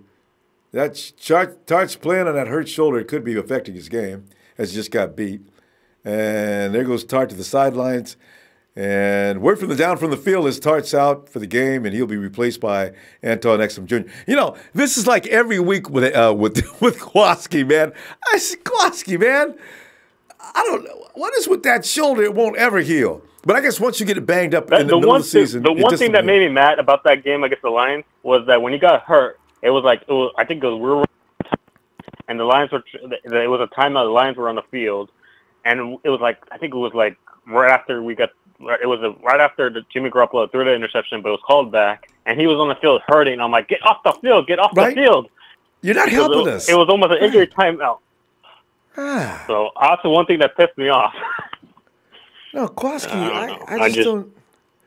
Him and Jimmy, they're good. I think they're good players. I loved Kowalski when he first came in the league. He's the first guy I had actually ever seen and took out beast mode with one shot. What? Really? Okay, that's my dude. I mean, nobody takes out Marshawn Lynch with one shot. Kowalski leveled him with one shot, hit him perfectly right across the top of the ankles where he couldn't get that power of his going. That's how you hit him. Look at what we got here. So, and also against Minnesota with that sack, when he looked into the camera and bowed ninja style and says, who is that dude? So, yeah. I just think we need help on free safety. I just think we really need help on free safety. And if I'm John Lynch, I gotta look at free safety, and I gotta trade one of the. At least either Armstead or Solomon Thomas get traded because one of those two you have to look at where we need more draft picks because we only have how many do we have right now? We don't have that much right now. We don't have that six. Much. No, five. Five. No, six. I forget we got two 6th-round picks. And no 5th-round picks. And we do not need to draft any more receivers. We already have enough already. We have enough. I agree. We really don't. We don't need other positions of higher need. I agree. We have. Why would you draft another receiver? That's just going to throw the whole thing off. You're going to have people. You're going to have to cut people you just paid, that just doesn't make any sense. Even if we get a good receiver in the 2nd round, where's that receiver going to go? If he's is he going to go to practice squad and he's going to get picked up by someone? That's a waste of a pick. So And also in Kyle Shanahan's system, a lot of people forget.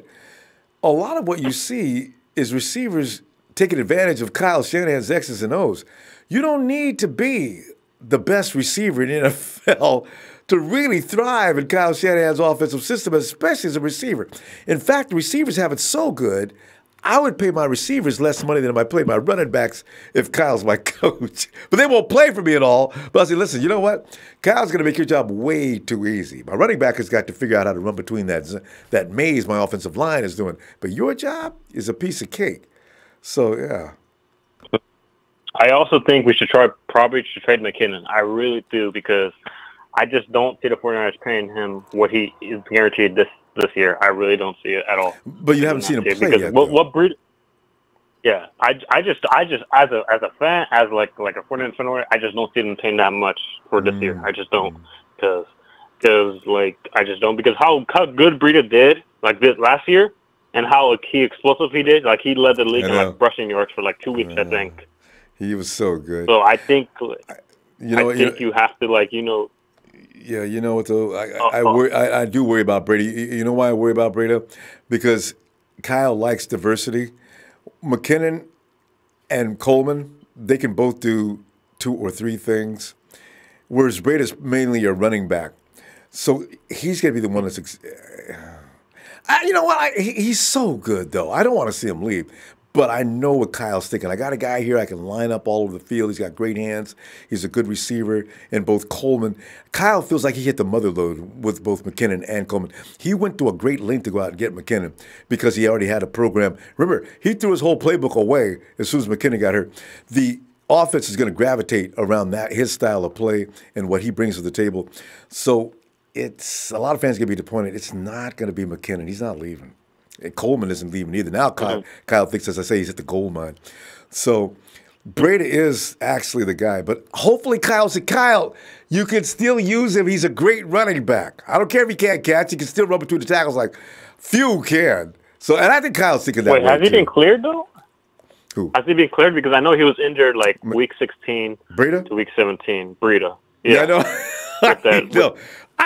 That's another thing I worry about his versatility. We'll see. I think he's been cleared. He's ready. I think he's pretty much healed up by now anyway.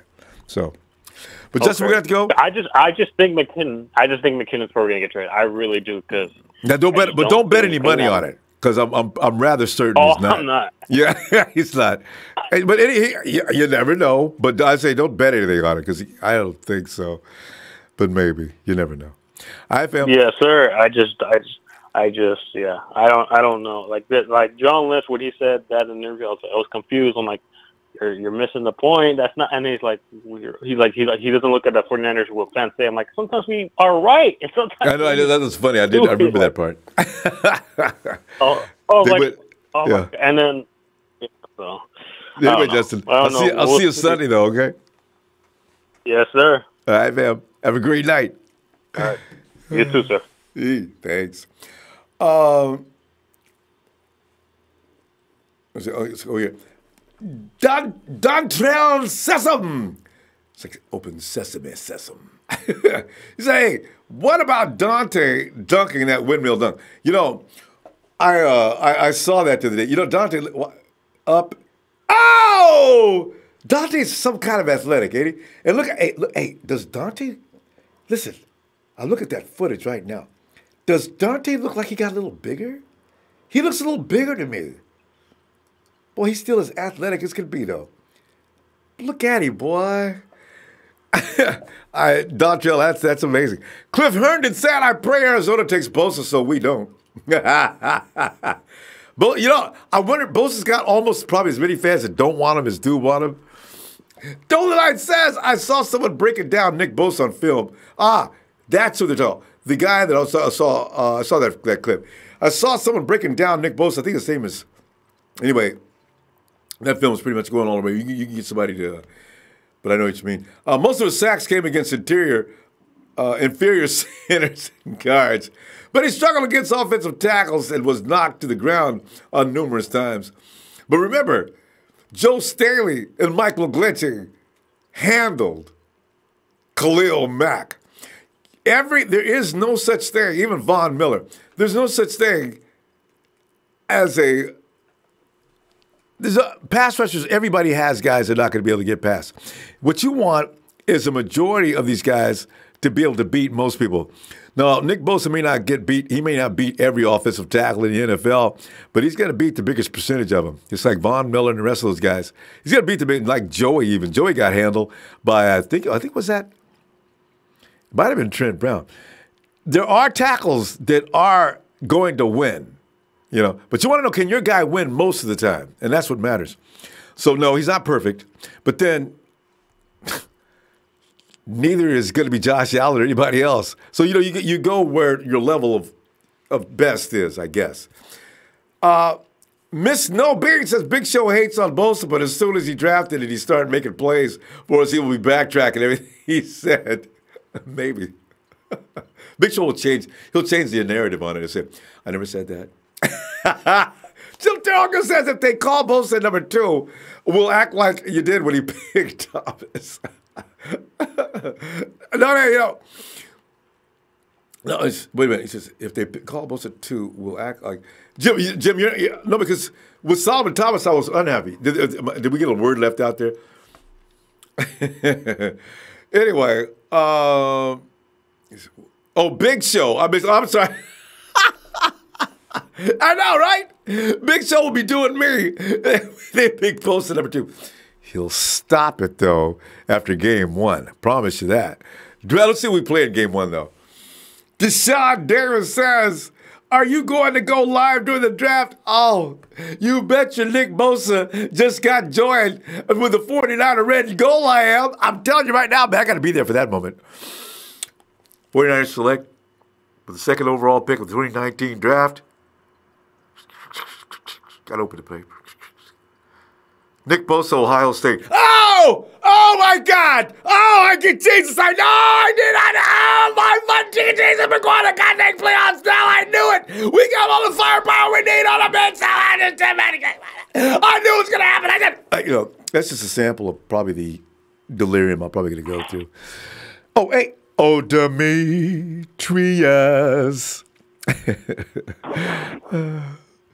Demetrius. Ronbo, what's going on, bro? You see, I'm already imagining things and going crazy for that April 25th date, man. I'm sitting there and I'm like, got all my, I got the beverage here. I got the fan on me because I know I'm going to be warm. I don't care what cold it is outside. I'm just sitting there whispering to myself and chanting. He said, Nicky Bosa, Nicky Bosa, Nicky Bosa, Nicky Bosa, Nicky Bosa, Nicky Bosa, Nicky Bosa, Nicky, and going through all that. And, of course, they're going to call who they're going to call. It's going to make me go crazy. I don't know, but it's going to be a rough moment. But, Demetrius, what's going on with you, fam? I feel you, bro. Ain't nothing much, Ronbo. Friday night, man, cooling out. Just checking in on the Empire, man. How you feeling tonight, bro? Oh, man, I'm feeling so good. I mean, anytime the weekend comes, I'm already ready to be feeling good, because weekends is pizza time. I got this thing about pizza, Nicky Bosa, also about 2 or 3 different wine vintages that are my favorite, and I'm thinking we get Bosa. The ball is in our court, Ronbo. We could take whoever we want. We got the number 2 pick, so the ball's in our court. So we can't lose. I look at it that way. So I think we'll take Bosa or Quentin. I mean, if they got Bosa at stake, I wonder what they got Quentin Williams. Jeez. I know, because the Jets would love it. But honestly, they was reviewing the Cardinals' front line yesterday, and the Cardinals, they're not happy with Nimgichi. If they don't take Kyler Murray, Quentin Nelson goes to the Cardinals, guaranteed. But if they don't take Kyler Murray, they will have totally screwed up because Kyler fits their program. Mm-hmm. They got some choices to make in Arizona. I don't know what they're going to do. But they're going to have nothing to do with it. I don't know. I think they blowing smoke, too, with this Kyler Murray kid, man. I think so because a report came out like somebody was saying that they don't really need Kyler Murray. Like, they're okay with Josh Rosen. You think John so? Rosen, whatever his name is. Yeah, that's Josh Rosen. Yeah. I think Kyler Murray's the better quarterback, but if they're set, they're set. But you can't knock them for that. But then that'll flip the whole draft. So God forbid, I hope they take Kyler so we can smack up Bosa. But I hope they don't take Kyler because he's in our division. But I don't want that either. At the same time, we don't know who they're going to take. So they could take anybody. Like, they could take a tackle. You know what I mean? And they need one badly. Didn't they get a couple offensive linemen in the free agency already? Or didn't they get at least one? I think. I don't know, Ronbo. I hate every other team in the NFL except the Niners. So that's why you got to watch your enemies. I'm watching the Rams. Yeah, I don't follow them. Watching the Hawks. I'm watching. Yeah, I'm watching them, but can't stand them. But other than that, though, Ronbo, I think we need a safety, we need a guard, or a tackle. Mm-hmm. Like that's what I think we need to address. Tell you, I think not first, but I think all those positions are going to get hit. Actually, I don't know which round, but see, these guys can pull good players. It don't have to be in the second and third round. They pull a good player in the fifth round. We don't have a fifth round in the fourth round. Yeah. Look where George Kittle came from. Urgent, but it's urgent, but it's not urgent like everybody's talking about. I don't give a care what nobody say. Like, I think we set on what we have right now. Like, we're okay, but we do need a safety. Like, that's shit. The red alarm going off. Like, I think Jimmie Ward gonna do what he can do, but we do need, like, if he get hurt, who you gonna plug in? We got the other guys. You got Nick Mullins. Players. I feel, shit. Nick is not going to lose to CJ. I just don't believe it. If Kyle says CJ, he's going with CJ as his backup quarterback, there's going to be a lot of riot going on. Oh, come on, Kyle. What else does Nick have to do to prove to you he's better than CJ? CJ good. He all right, but he got to go. He don't fit. He got to go. But I think he's just sticking around because his grandfather. Everybody says that. It's probably true. But, this is about business. This ain't. Yeah. Nick's got to be there available in case Jimmie goes down, because I believe he could actually run that offense next year. He learned a lot of things in that last few weeks that he was out there, including when to run out of bounds. Like we lost that game behind that move. Yo, so say this, Ronbo. What if Arizona don't take Kyler Murray, and then he's on the board and we're at number 2? What do you say we do? Well, here comes everybody. Oh, John, Jesus Christ, you've got Kyler Murray. What do you want? Quick, we're on the clock. Well, make me an offer. What do you say? What do you say to that? What if we snag Kyler Murray and have him sit behind Jimmy G? What do you say to that? I don't, but it's just, you need so many other things more than you need a quarterback. So, I know that. I'm just dreaming right now. I'm just saying, we'll be set for the future. It would be we'll be set for the future, man. See, and then we ain't got to worry about him coming after us. I like that, Not at all. We'll shock the NFL with that. They're like, what the hell? The phone is going to bring out your hand, though. I mean, can you see it? Yeah, you sit there, got your phone in your pocket. Zzz, zzz, zzz. Oh, man, I need 2 phones. Oh, man. That'll be crazy. It'll be so much scrutiny and talk about who's going to start, and it'll be crazy. Well, Jimmy's going to beat him out in the first year, but the next year, it might be something. Because if Jimmy G have an off year, because they're going to go with the $137 million man. And also, remember, Jimmie ain't nobody's weak system. Well, that boy, I can't wait to see him play next Jimmy's year. the man. Yeah. That's Jimmy God right there, man. Yeah. But Ronbo, that's all I had to talk about, and that was it. I just think we need a safety, and I think we should take the dude from Alabama because he's like a young Cam Chancellor to me. Abram? He got that boy hits, don't he? He's a beast. I like him. Him. He's a box safety more than he is an over. And the 49ers' biggest need is probably out there because, you got Marcel Harris and you got Kowalski, Teague, and Bell handling that box. But who's going to handle the most serious position safety on the field is that free safety back there over the top. He has to be the human eraser. He's got to be the one that kills any play that's gone bad. Who has that capability? That's very seriously important. So, and I had Ward want to come to us too. So we'll see. TJ, I know. We'll see. Yeah, all right, Phil. I think we're gonna get it together. We got the draft. Heck yeah. We may be You surprised. gotta remember too. Guys still get signed in the summertime before training camp and all that. That's right. And a few minutes after, sometimes. There's people out there. Yes, sir. But Ronbo, you have a good night and a blessed Saturday because I will see you Sunday, man. You will. Thanks, Demetrius. Be looking for you too. Empire for life, no doubt, Ronbo, man. Hey. Have a good one, bro. You too. Good night. Right. Thanks. And there he is. It's Marin Mike. This is why I missed Ronbo.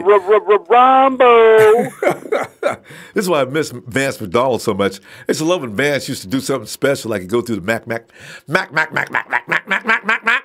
I can't do that anymore. We don't have anybody with that kind of name. So, Mike, I'm going to have to use you. There you go, buddy. What's going on, Mike?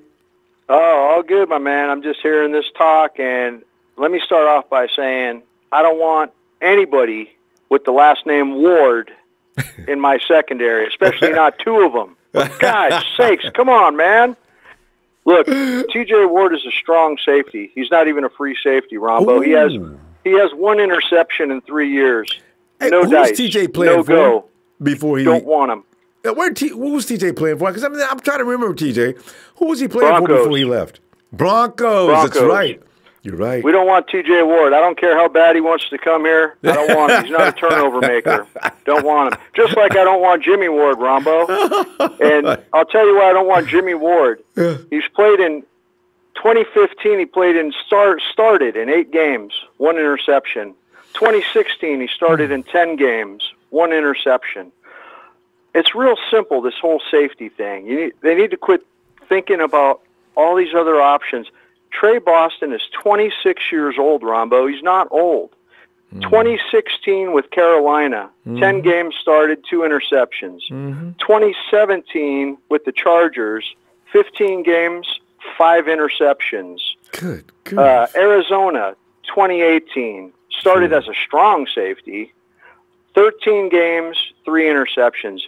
Why not continue the theme that they've started with this free agency period, which is we're going to get guys that can turn the ball over, and get this guy. I mean, he's got 10 turnovers in 3 years, 8 in 2 years. I mean, when the Seahawks were successful with that defense, no, they didn't have a Jimmie Ward sitting back at their free safety that was just a little bit better because of their pass rush. You got the ultimate safety back there along with that ultimate pass rush. Do you want to win championships? Because if you do, you need the best at everything you can get. And they can get this guy. He's right there. He's been sitting on the market. All the top safeties are gone. Earl Thomas, who's another turnover machine, and who Weddle is gone. Those guys are all gone. All the big-name safeties are gone. This guy's sitting right there. You're going to get him at a fair amount. Parag can do his thing. Get the guy in here. Now you freed up the draft. Now you don't have to go with the safety with the second pick.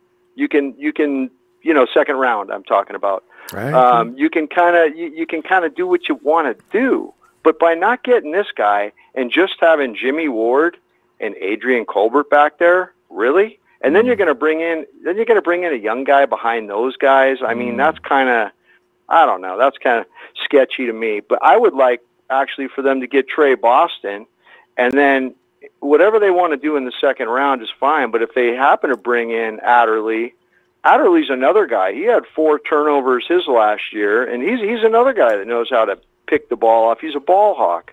We want ball hawks back there. We don't want guys they're good football players that are going to be better because of the pass rush. I want a guy that can play on his own. A guy that's a real man. He can play on his own, man. I mean, whether the pass rush gets there or not, you're still going to be a ball hawk. You know what I mean? Yeah, absolutely. I just, what do you think though is wrong with Trey Boston that he can't get with one team? It's if they can't wait until week 16 comes and they can let him loose. 3 different teams in 3 years? What is the problem? No, it wasn't 3. Ronbo, it wasn't 3 years. He was with Carolina for 3 years. His first couple of years, 2014, he only started 5 games, and he got 1 interception out of 5 games, which, again, is better than as good as Jimmie Ward did in 10 games in 2016. No problem. And then in 2015, he only started for 1 game. I guess he got injured or something, but he got 2015 was only 1 game he started, and that was for Carolina. So he was with Carolina for 3 years before he went to the Chargers, but then the Chargers let him go to Arizona. And Arizona said goodbye as soon as week 16 hit. Yeah. And I'm trying to, I says, why does Trey Boston? And Arizona paid him, I think it paid him $1 million. I said, what is the problem? Well, I don't know, Ronbo, but you know what? Looking at that and looking at the way he flies around the field too, at least I'm going to have that guy over here at least for some IHOP, like what's his face had. Quentin Williams. Quentin, yeah. Of all the restaurants you could have went to, Quentin. Hey, can we go to IHOP? I'm John Lynch. How old are you, Quentin? That's right. Well, That's sure. right. But I just look at that situation, and I mean, Jason Verrett came in here, and I mean, here's another turnover machine. I mean, he had 3 turnovers the year that he started 14 games, and he had one turnover when he started 4 games, and in 2 different years he had 1 turnover. He only started 4 games, but I mean, why not continue that theme of getting guys that can turn the ball over, man? I just look at that, and then the one last thing I wanted to hit on was the defensive line and the Nick Bosa in particular. Man, I'm telling you right now, guys that are looking at just his sack totals man, you got to think a little more about this. You got to watch this guy on tape, because here's what Nick Bosa and Quinnen Williams have in common. They both beat the guy on the other side of the line. They beat him consistently. I mean, there's times when they're going to get locked up on blocks. That happens to everybody, but not as much to these guys. These guys beat their ass more than the others, and that's why they're the top two guys. Josh Allen, he's kind of hard to gauge, because when you watch his film, you'll see him dropping back in coverage so much. So he's not consistently on the line rushing the passer, so it's kind of hard to say, well, out of this many snaps, he won this many battles against the tackle. But with Nick Bosa, you can see it. He's winning these battles, Ronbo. And you know what? Whether it produces a sack, whether it produces a hurry, whether it produces a hit, or whether it produces a double team, he's winning, man. He's winning. And also there's the scheme that the other teams scheme away from him. They have quick to plan game for going. Nick. You're right. Yeah, they got to plan for Nick every game. Can you imagine if DC sitting there? Oh, God, I got Bosa coming. There's Buckner, and then they've got Ford on this side. Guys, I'm going to tell you what. Good luck. I mean, that's all I can tell you. I'm the DC, because you guys are in trouble. Exactly. So my whole point there is, hey, man, don't get fooled by the numbers, because the numbers can fool you when it comes to stuff like that. But, hey, I wanted to give one huge shout-out, man, to the Nighthawk fan club. These guys took me in early in the week, and Joey Mahoney, man, shout out to him. Shout out to Sheik, Jersey Joe, Coach Tim, Big Show, Tyler, Kenny, all the guys, man. I mean, I haven't gotten to get in there too much lately. I've been pretty busy, but hopefully I'll get in there and chop it up with the fellas soon. And all great guys, man. Everyone's having a good time in there and stuff, and looking forward to that. And that's all I got for tonight, Rombo. All right. And that was plenty, too. I mean, people got to take Joe and Nick serious. It's not about his sack, though. It's about how much just devilment and pain and stress that he puts on that line. Yeah. Oh, one other big shout out, man. Razor. I almost forgot Razor, dude. Razor. So there's other guys in there. If I didn't get you, man, I'm sorry. I still got to meet some of the people in there. But yeah, absolutely, Rombo. I mean, they got to take these guys seriously, and either one of those guys. If we get either one of those guys, we're going to have a disruptor in the front, an extra disruptor in the front seven, whether it's Bosa on the outside or whether it's Williams on the inside, and that just causes chaos, man. And that's the point, Mike. Mike, we're going to go. I'm going to tell you what, I'm going to look for you Sunday, and just have a great weekend between now and then, will you?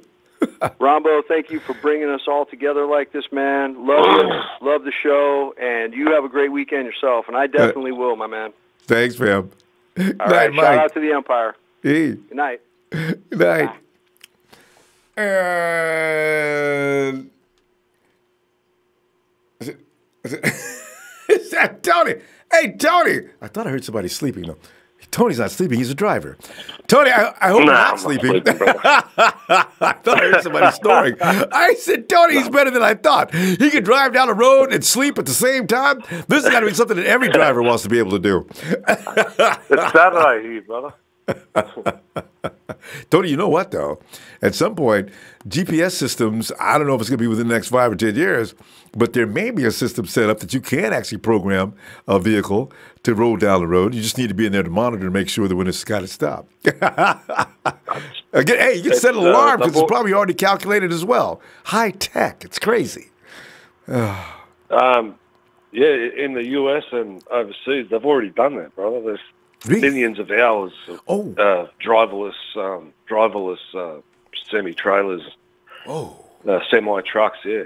That's amazing. Because I know they got the cars. cars. Already been done. If you check it out on YouTube, you'll freak I out. am. Just I want to see that. Let's go. The steering wheel turns the seat around and starts reading his book. And if you're real lucky, you can stop at a trucking stop, and maybe there's a gal in there. You can listen. You want to ride with me? You know what? I just realized this is the family show, Ron. Okay, Tony.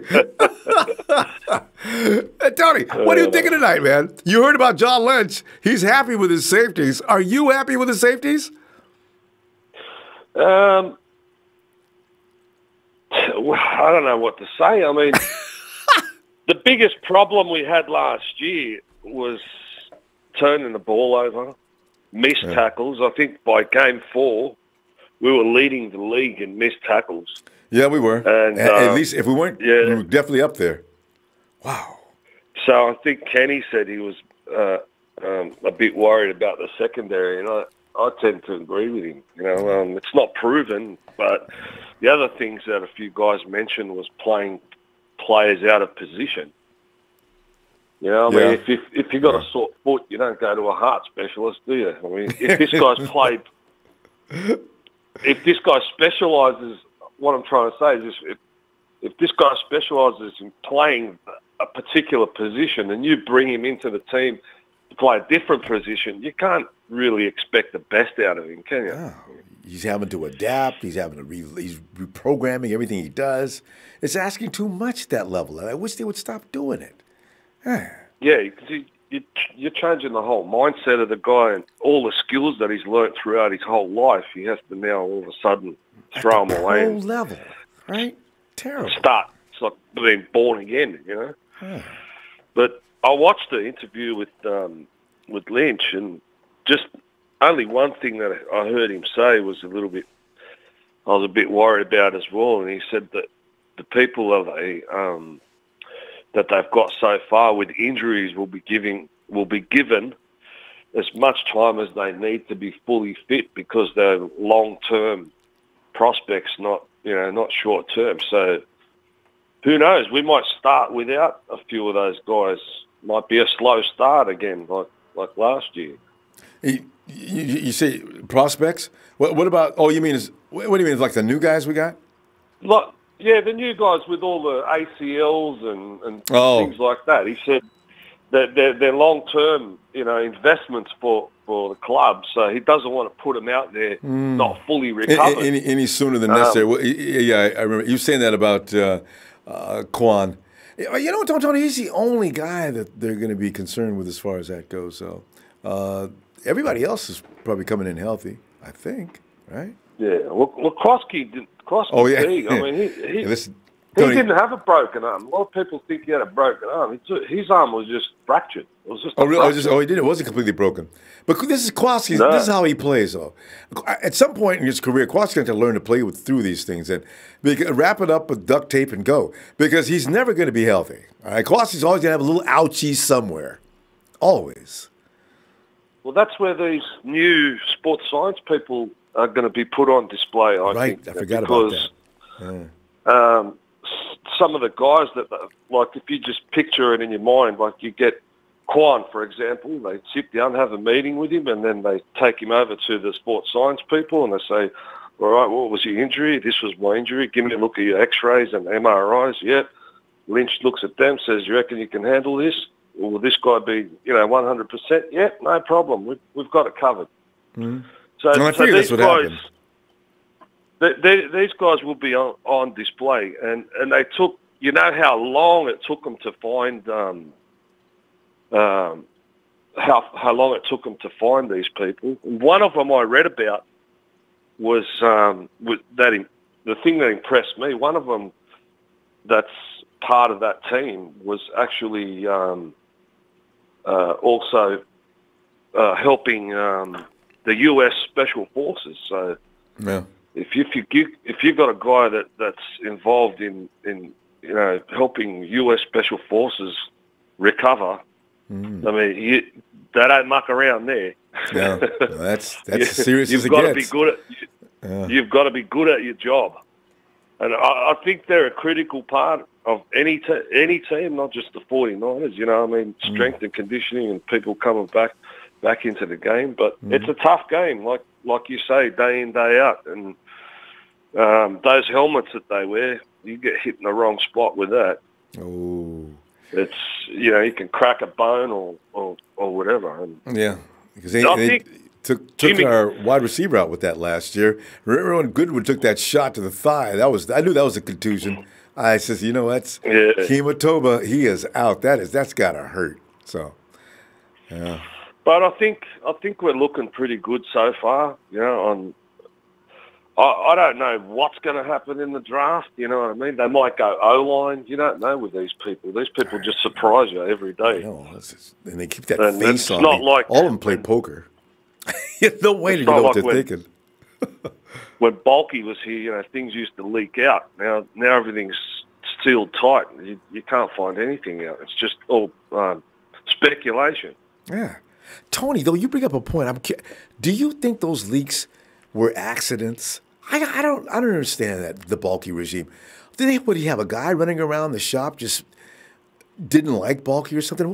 What's all the leaks all the time? I don't know. I bet you he'd be pissed off now because I know he'd there's be saying, silence. Loyalty all through the shop. I'm the one that started getting all these blokes with ACL injuries. Now they're doing it again. And everybody hated me. And now they're telling them how great they are. He's not great yet. We've had Marcel Harris came back from his injury, and he looks really good. I figured Contavious Street is probably ready to kill somebody when he comes back out. So it's going to be interesting to see what Quan Alexander looks like this year. But like you're saying, they've got the right people plugged in to make sure that everything's okay. So we'll see. Yeah. So, I mean, that's the only areas that, you're only as good as your last game, as they say. And, we had those areas were troubling, and they're the areas I'm going to be looking for in preseason. Tackling, ball turnovers, and all those sort of problems that win. You can't win games. I mean, with one game, I think we had 17 missed tackles in one game. Well, and Tony, how about turnovers? How is it that we set a new league record for being pathetic when it comes to turnovers? I mean, how do you go 16 games? What do we have, 2, 3? Oh, no. Niners? Well, I think we had four in one game. Oh, the Raiders. Who are the Raiders? I mean, a local high school team could have done the same thing to them. They're terrible. So, man. So we'll see. Yeah, so they're the areas I'm most concerned with, and we can get like got it right too. Can get like Trey says, we can get cute and cuddly, but don't worry about that. Trey, I saw him on the chat earlier too. Tony, we're gonna go. I'll tell you what. I'll look for you your Monday if you have any time for us. All right. All right, brother. Thanks, Tony. Have a great night. Thank you. Have a great day, should I say? Tony's in the middle of his day. Yeah. All right, Tony. Talk to you later. See you, bro. Thanks. What?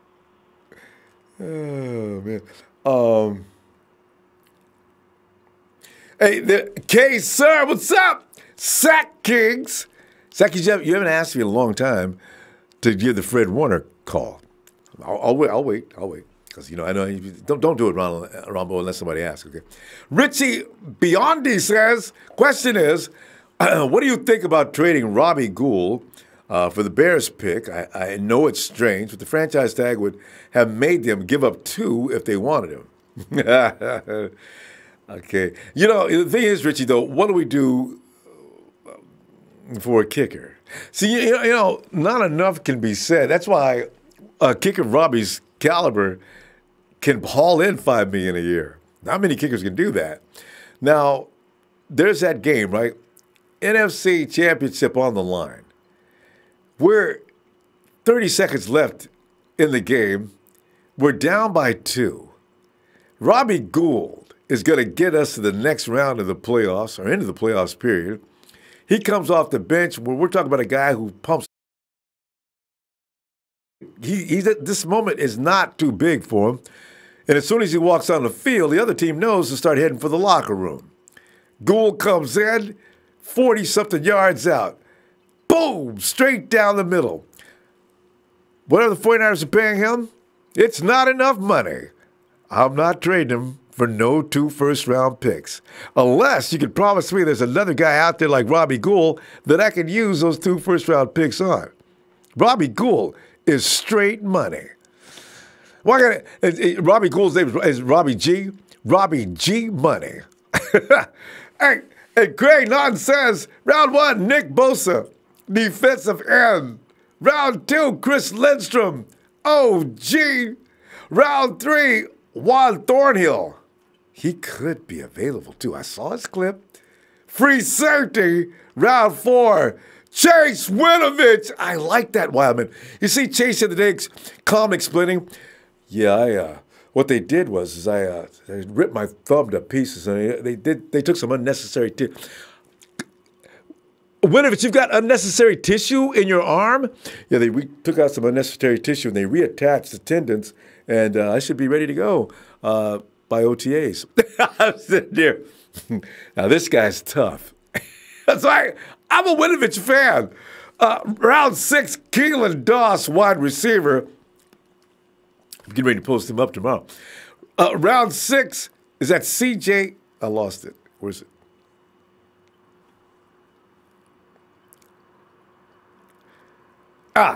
Round 6, CJ Conrad, TE. All right. I like that, Greg. Good thinking.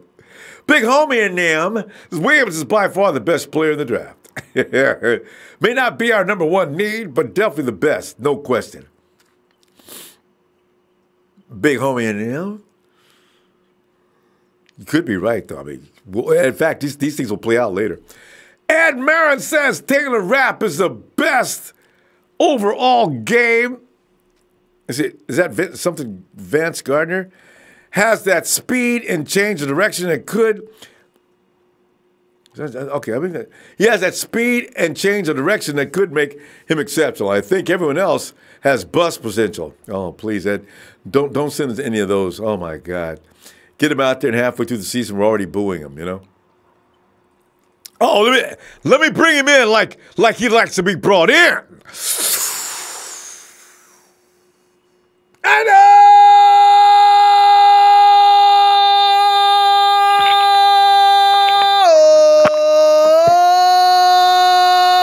You know, Rod, come on in here, man. You know what's going on? A little history behind me knowing how to holler like that. You know, my grandmother used to do some hog calling. Used to go down and visit her down in Louisiana, right outside of Baton Rouge. And I used to laugh because, you know, them kept cartoon jokes where you, you know, I didn't, but the first time I seen that on a cartoon, I didn't think that was funny. I already heard it before. And them hogs come running. It's a trademark, man. Hey, Rod, what's up, fam? Same old, Ronbo. Well, Rod, you heard. Real excited. You heard John Lynch. John Lynch got people all worked up, and I think he put that out there on purpose. Rod, do you believe him when he says he thinks he's very happy with his safety crew? Nah, man, I don't believe that shit. I don't believe that shit at all. I mean, you know, you and I talk about this all the time, man. We talking about true poker players, man. Yep. They're not gonna show you their game, right? They're not gonna show you their hand. Especially these guys. Whew, man, they are serious about keeping them cards close to the chest. Yeah, well, see. Well, I tell you what, man. Hey, I got to go ahead and make these points one more time about Q Wiggins, bro. You remember those Detroit Lions when they made 3 first-round picks in a row with wide receiver? Charles Rogers, Mike Williams was the third, and the other one was Roy Williams. I remember the Williams. Miraculous. Yeah. The one from USC. How well did they do that? You remember what happened after that? Yeah, refresh me. Well, that was 3 years in a row. Now, I think the 4th year, they didn't go that route, but the 5th year, the year after Mike Williams, they actually selected Calvin Johnson. Yeah, wasn't Megatron in this round robin of picks? Yeah. Right. So, you know, the point I'm trying to make is that's kind of like the same boat the Niners are in when it comes to the DL. Hear all these people talking about no Quentin Williams, but look, man, look here, man. Yes. We want the best player. We want the look. Solomon Thomas has not worked out. Yes. I'm not saying just that. Sit back and relax because you did that. Yes.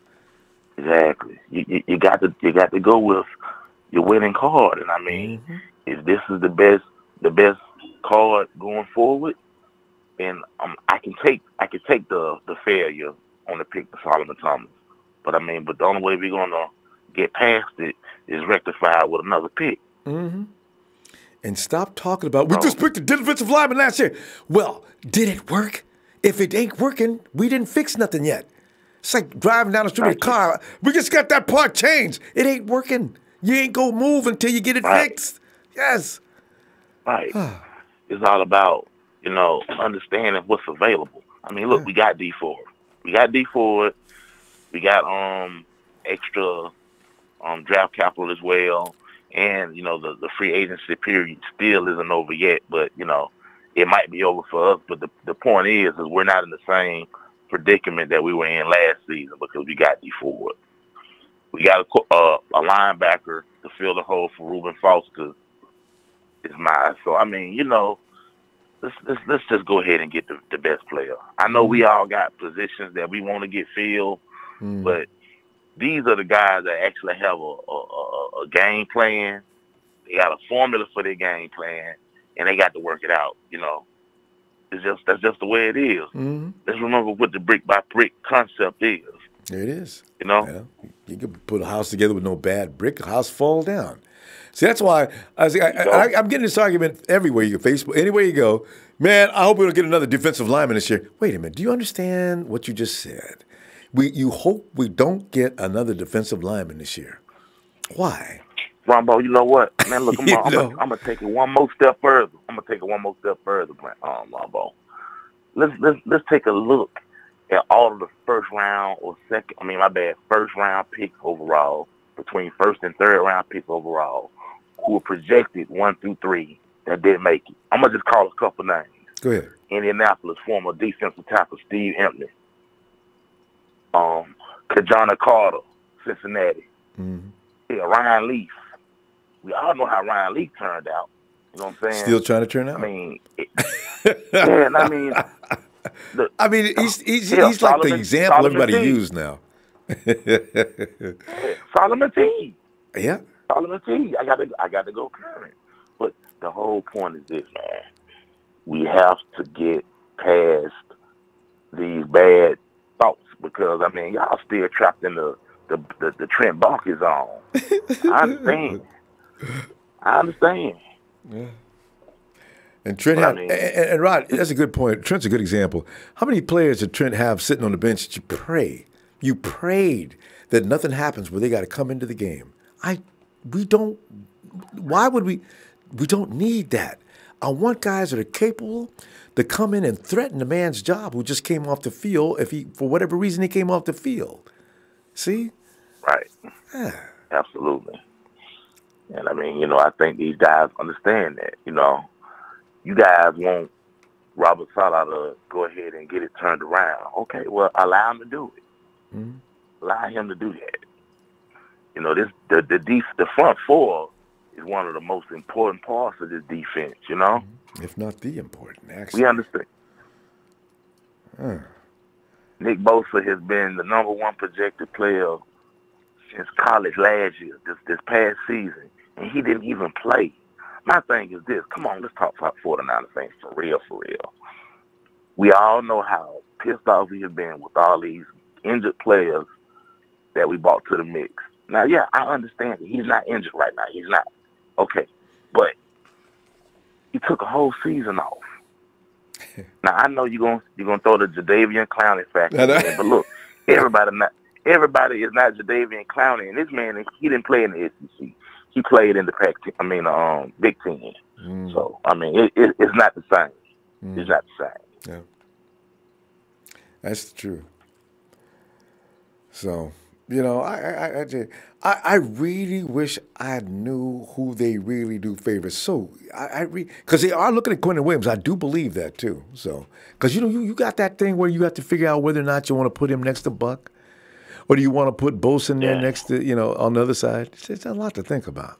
So, well, Rod, and that's just the whole point, man. The fact that the D Ford is already there means we don't have to necessarily go with that scenario. Let's just go with what we have, and add to it. Let's go with what we have. We can still add. We can still pick another defensive end in the draft. But I'm just saying, we don't necessarily have to make that the first priority. Yeah, I know you got to go, though, man. And I appreciate you for letting me express myself because I just want the Niner Empire to understand. Look, sometimes these coaches know a little bit more than we know looking from the outside. Not sometimes, all the time. You know what I mean? Yeah. I know. We get Tell caught them who up we in are, that. Ronbo. Yeah. Here we go, Rod. Niners!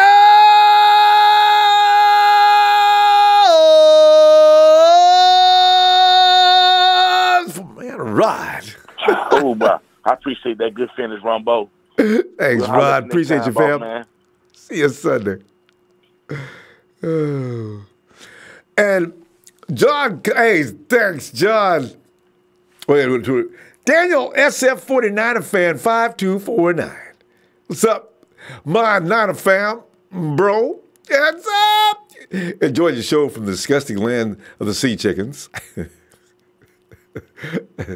I got a group of my Niner Seattle-based Niner buds watching, and we definitely go, Bosa, Bosa, Bosa, Bosa. Gotta have that book in for D. Bam! Especially for Jared Goff. Oh, man. And as both Bosa and Ford walked back to the line of scrimmage, DeForest Buster looks out at him. It wasn't me this time, though. Next time, though.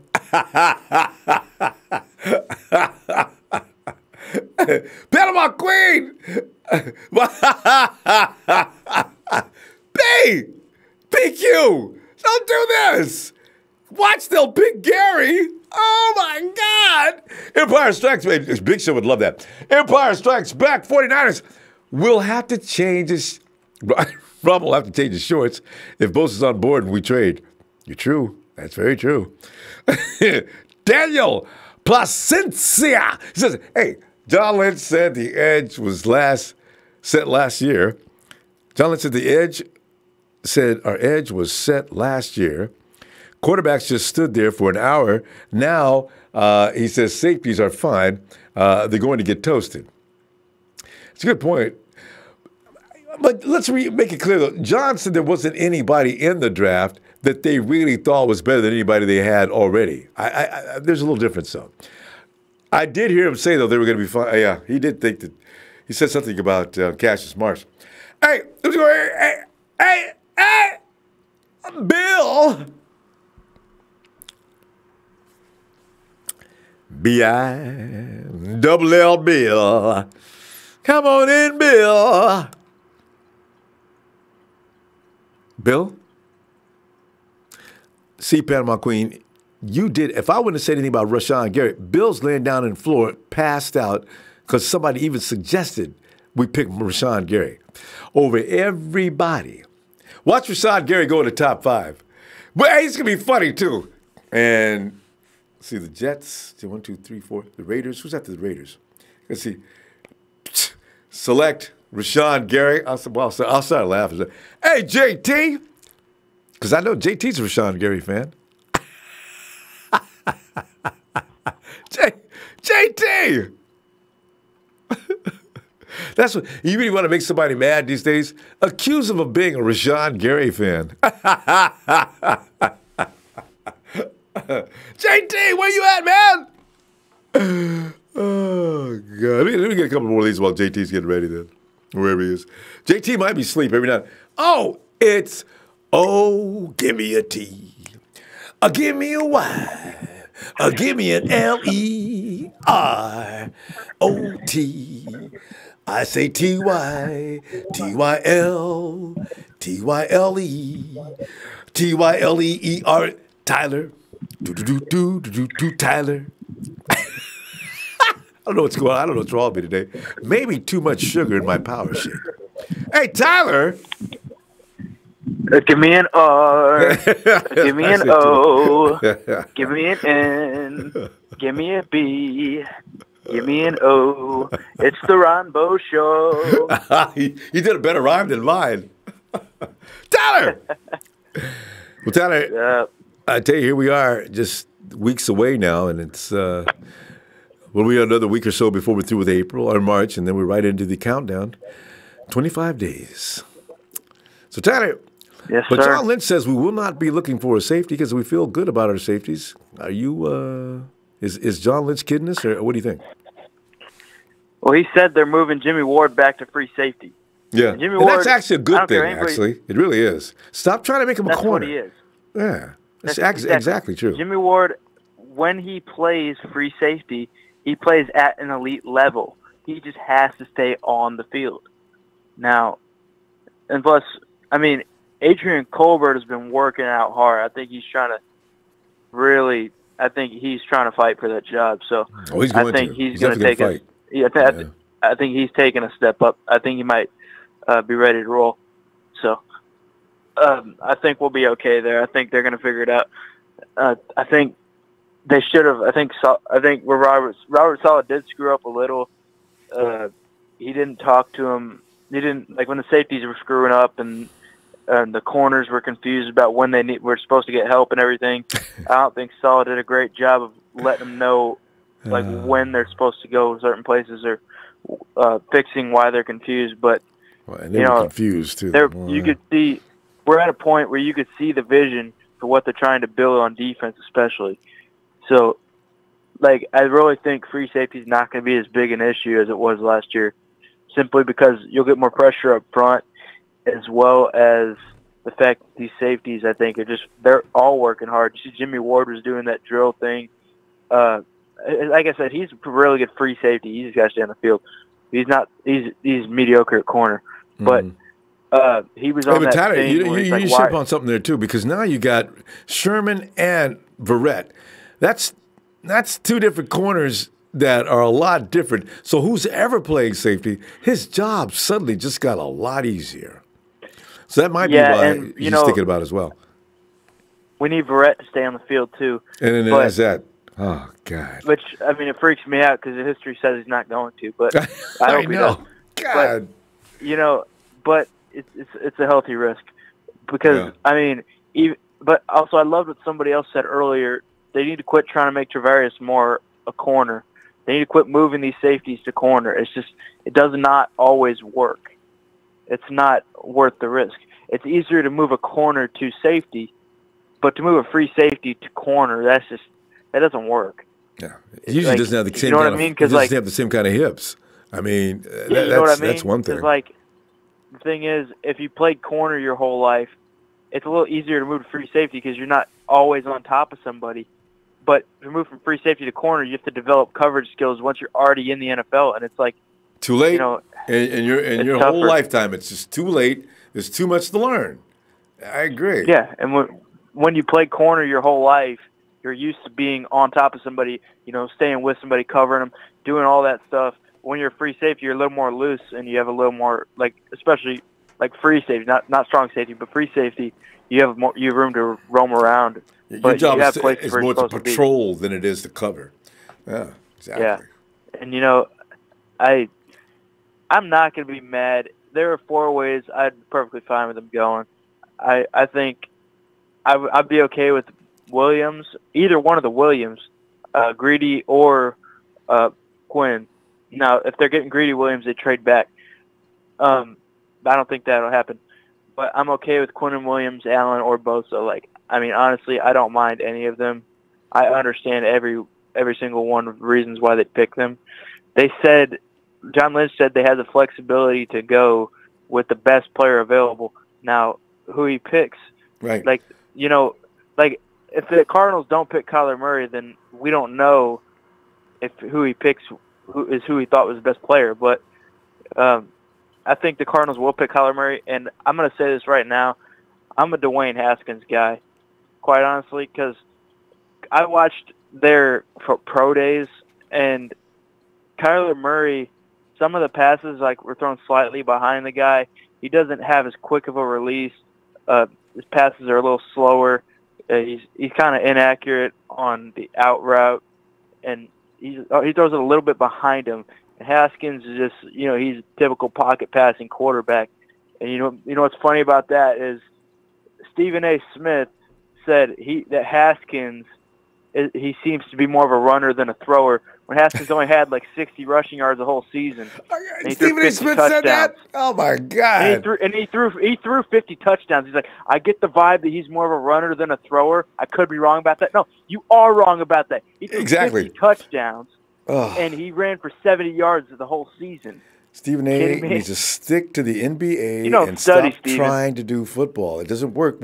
Anybody who knows anything knows he doesn't know what he's talking about. Yeah, and then after we played the Vikings, he's like, "Are you guys ready to pump the brakes now on Jimmy G?" And he's like, he couldn't wait. He couldn't wait. He was hoping that fail would happen. And then he's talking to Chad Johnson, and then they were talking about where Antonio Brown should go. And Chad Johnson's like 49ers, and Stephen A's like, "Oh, come on!" Oh, that killed him, didn't it? He's like, "How do you feel about Jimmy G?"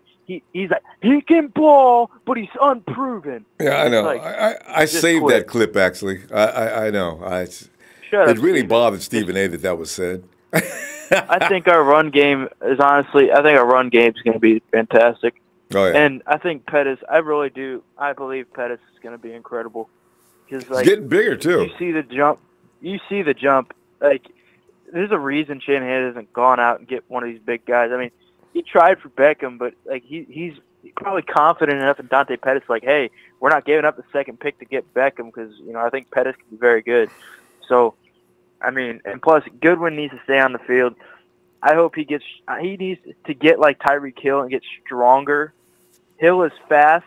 He ran a 4.3, but the thing is, coming out of college, Tyreek Hill was a lot stronger. That's why he ran a 4.3. If he was Goodwin size, he would have ran a 4.2.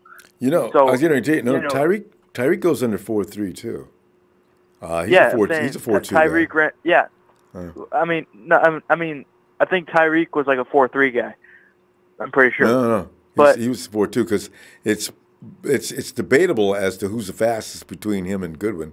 And Marquis says, but one way to find out. That's all about Marquise Goodwin, man. He says if we were ran together, we'd see who the fastest one was. So, do you know what exact time he had? 4.2 something, and I believe it's a split second faster than Marquise. So, I don't know about that because I saw like the fastest combine speeds, and I don't think Tyreek was on there. I think he was in the 4.3s, but I could be wrong. I don't know, but. Just think you could see the vision for the offense too. It's just like they don't want to give our receivers any love. They don't think they're any good. It's like they got to stay on the field, and they're like, oh, but they're so unproven. None of them ever had 1,000 yards. Like, well, you can't have 1,000 yards if you don't stay on the field. And got 29 quarterbacks playing with it too. So let's get Jimmy G in there for a whole year, and let's see what they really look like. That means George Kittle would have had a record so big last year. Jimmy G been there the whole year. There's no telling how long that record would have been, and how many more games would have won.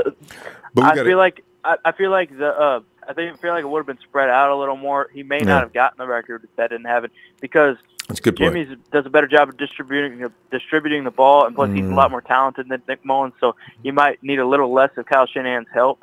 Good point. But I also feel that, well, Tyler, we're gonna have to hold up here though, Tyler. Tyler, let's see you Sunday, and whatever you were thinking, you can have it ready for then, okay? Yep. Appreciate you, Tyler. Yep. All right, baby. Niner Empire, Night for life. Forever faithful. Jimmy G's the GOAT. Bye, Paul. You know what? I am wondering about Tyreek Hill's 40 time. I'm pretty sure he's a split second faster than our very own Jimmy. And there's Tyreek Hill 40 time. So, while that comes up. Yeah. Tyreek Hill, unreal Olympic speed, 4.21, Tyler. 4.21. Crazy. Let's see. What do you got over here? Oh, hey, Bill.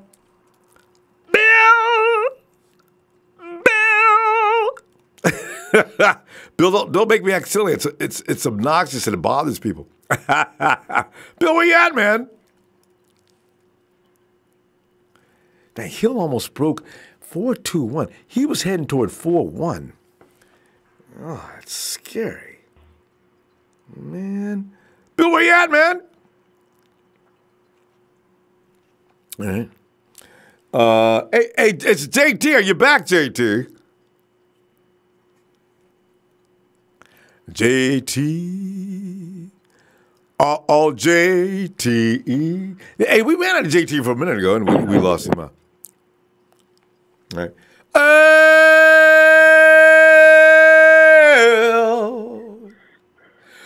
It's a big show.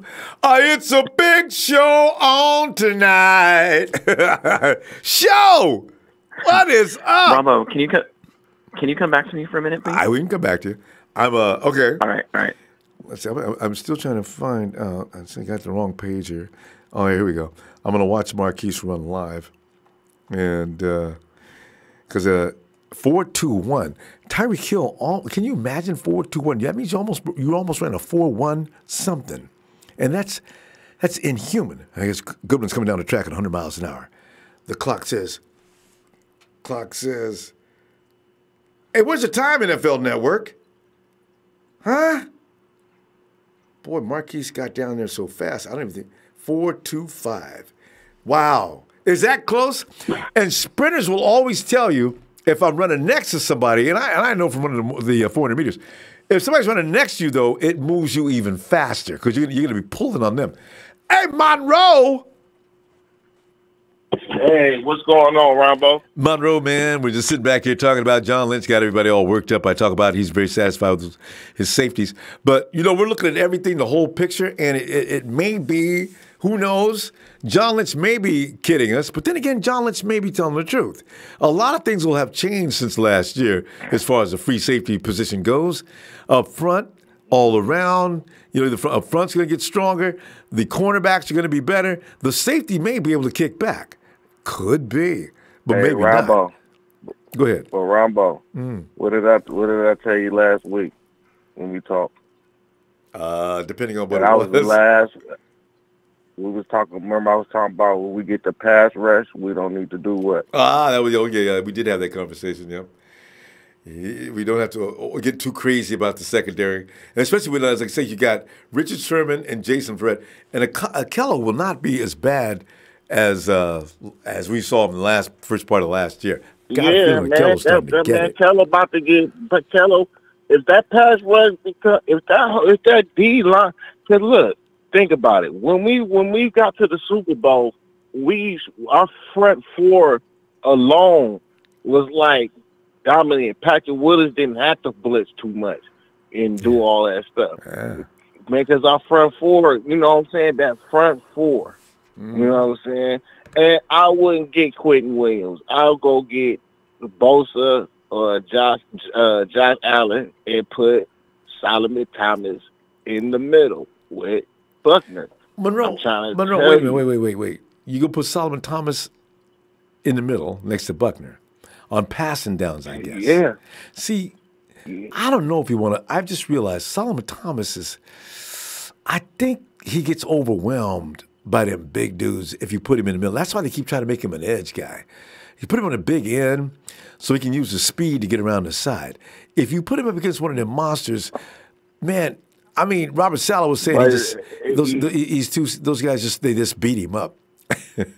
Well, no, cause it all depends because because he has more leverage and Solomon Thomas, strong boy. And I thought he weighed 280. Somebody said he saw Solomon Thomas in purpose, or not in purpose, but in person, and they said he ain't hardly no 280. I said, really? Wow. He needs to be at least 280 to play when he's playing. I mean, so you put him in the middle. Ronbo, when you get some time, go to his film where they put him on the inside and see how he look when they put him on the outside. I already looked at the film. I've seen him. I already looked at it. He's not a good edge. He's better on the inside. He's better on the inside. Speed. I know. Yeah. He's going to get beat Bosa out on the inside, though. Yeah. They're like, because Monroe, that's for the big guys like Earl Mitchell. Unless you're going to, man, I don't know where. We'll see. And that's why I say, you know, that, and you know what I'm saying? That's why I say Jimmie Ward, he's a better safety. It's going to come together. We just got to build that front flow. Once that front flow gets down, everything else going to come to play. Because if you bend that line and get to him, that quarterback going to have to get rid of that ball hella quick, and he going to be uncomfortable. That's what and make we mistakes. Need to keep the quarterback uncomfortable. Yes. That's what causes mistakes. As soon as that QB gets pressured. That's why pressures are so important. They don't get enough credit for pressures. Don't get me wrong. I mean, look what happened to Jimmy G. I mean, just be honest. You know what I'm saying? When they got pressure on him, no matter how good he is, and look at Tom Brady. You in that line, it don't matter how good you is. You're going to make mistakes. Yeah, and you got to have time. You know the more time a quarterback gets, especially if you've got any kind of talent, the more effective he's going to be. Yeah. If he's back there running for his life, well, now you got things where you want them as far as the defense goes. So, yeah. I mean, that's just part of football. You gotta, you know what I'm saying? You gotta bend that line, get pressure. It doesn't necessarily always got to be a sack all the time. It could be like even touching his arm. Just get to him while he's throwing it. That, or make sure he sees you coming so he gets rid of the ball quicker than he wanted to. Exactly. See, that's why when people don't understand, you know who gets that done a lot but doesn't get any love for it? That's Eric. That's Eric Armstead. Armstead gets a lot of pressures. He just doesn't get the sack. But the quarterback saw him coming, and he made his move. Mm-hmm. But sacks are all that matters. You got to get sacked. So Eric Armstead is the most hated, trade him guy on the team next to Jimmy.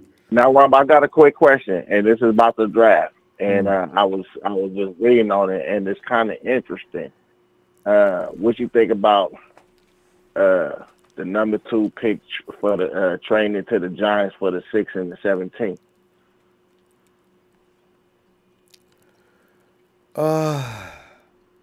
That's 2 first-round picks. We get the 6th, 17 is kind of, and we get the 17th.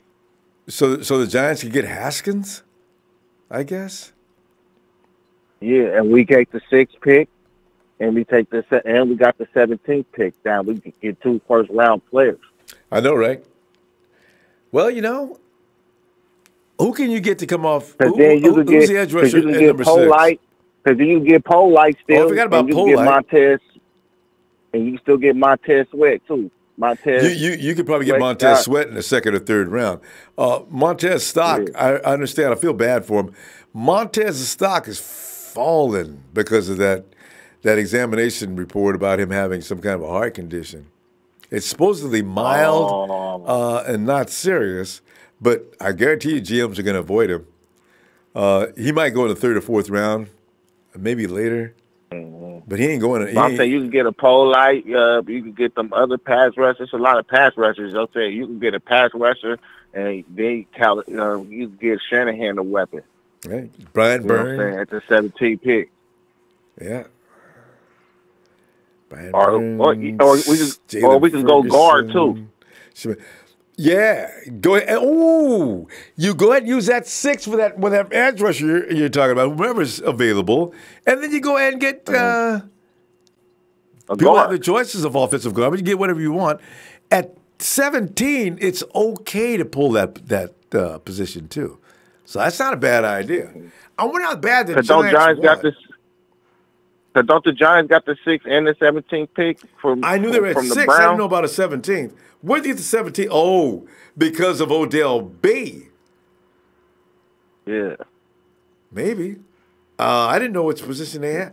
Oh, is that the Browns? That's the Browns pick, right? Oh, I think it was. I don't know. I thought they had 2 first picks in the first round for Odell. That's what I thought. Well, the Giants have. I looked at. No, I mean the Giants have their own pick, and then of course they get the Browns pick. Did the Browns give it their first round pick and 3rd? Yeah, 1 and 3, right? Yeah. I think so, or something like that. Yeah, well, 3 is one of them. I know that, and Jabril Peppers is thrown into the mix too. But I think you're right. 1-3, and Jabril. That's a heck of a lot to pay for him. Jabril Peppers is a good football player. And your first round pick, there's no telling what you could have got. And a quarterback is probably a little more important than OBJ. But, of course, you know, with a sixth pick, you can actually get a quarterback this year, too. Because that's what I'm saying, because the Giants need a quarterback. I think they trying to give up on Eli, and I think they trying to get Haskins. The Giants said, we don't need no quarterback. We got Eli. They're joking, though. Giants still need another quarterback. And that GM lies a lot. So you're probably right. Yeah. So, that's what I think. Like, it could play out like that. But, I mean, in the Niners, we can go either way. We sitting good. Basically. We can go. We can do anything we want. Yeah. Yeah, we sitting right. And I'm trying to tell you, Niners fans, don't worry about that secondary safety stuff, man. You know, everybody get their sophomore slump. You know, like Witherspoon. Let him have his sophomore slump. You know, no more sophomore slumps, man. You get one. Now get busy. And we just hired a new trainer, so we got to see how he do, because he the key to everything. This new trainer we just hired. He the key to everything. He the key to everything. Forget about the playbooks and all that stuff. He the key. Like, he got to do his job right. See, that's he got to be the one. Get him fixed. Get him strong. Make him handle impact, please. Monroe, we got to go. All right now. And I'll see you Sunday, huh? Yeah, I'll see you Sunday. Go Niners all the way. Yes. God. I see Mike in there, man. It's funny that people say Bosa's overrated with no reasons why. Actually, there's been a lot of reasons why people are going in there saying because of this is wrong with Bosa, and this is wrong with Bosa, and this is wrong with Bosa. But if you list them against everybody else, I want to know how much is wrong with Bosa then compared to everybody else. I like Nick. Speaking of which, here comes the man who's got plenty of reasons why not to like Nick. Let me...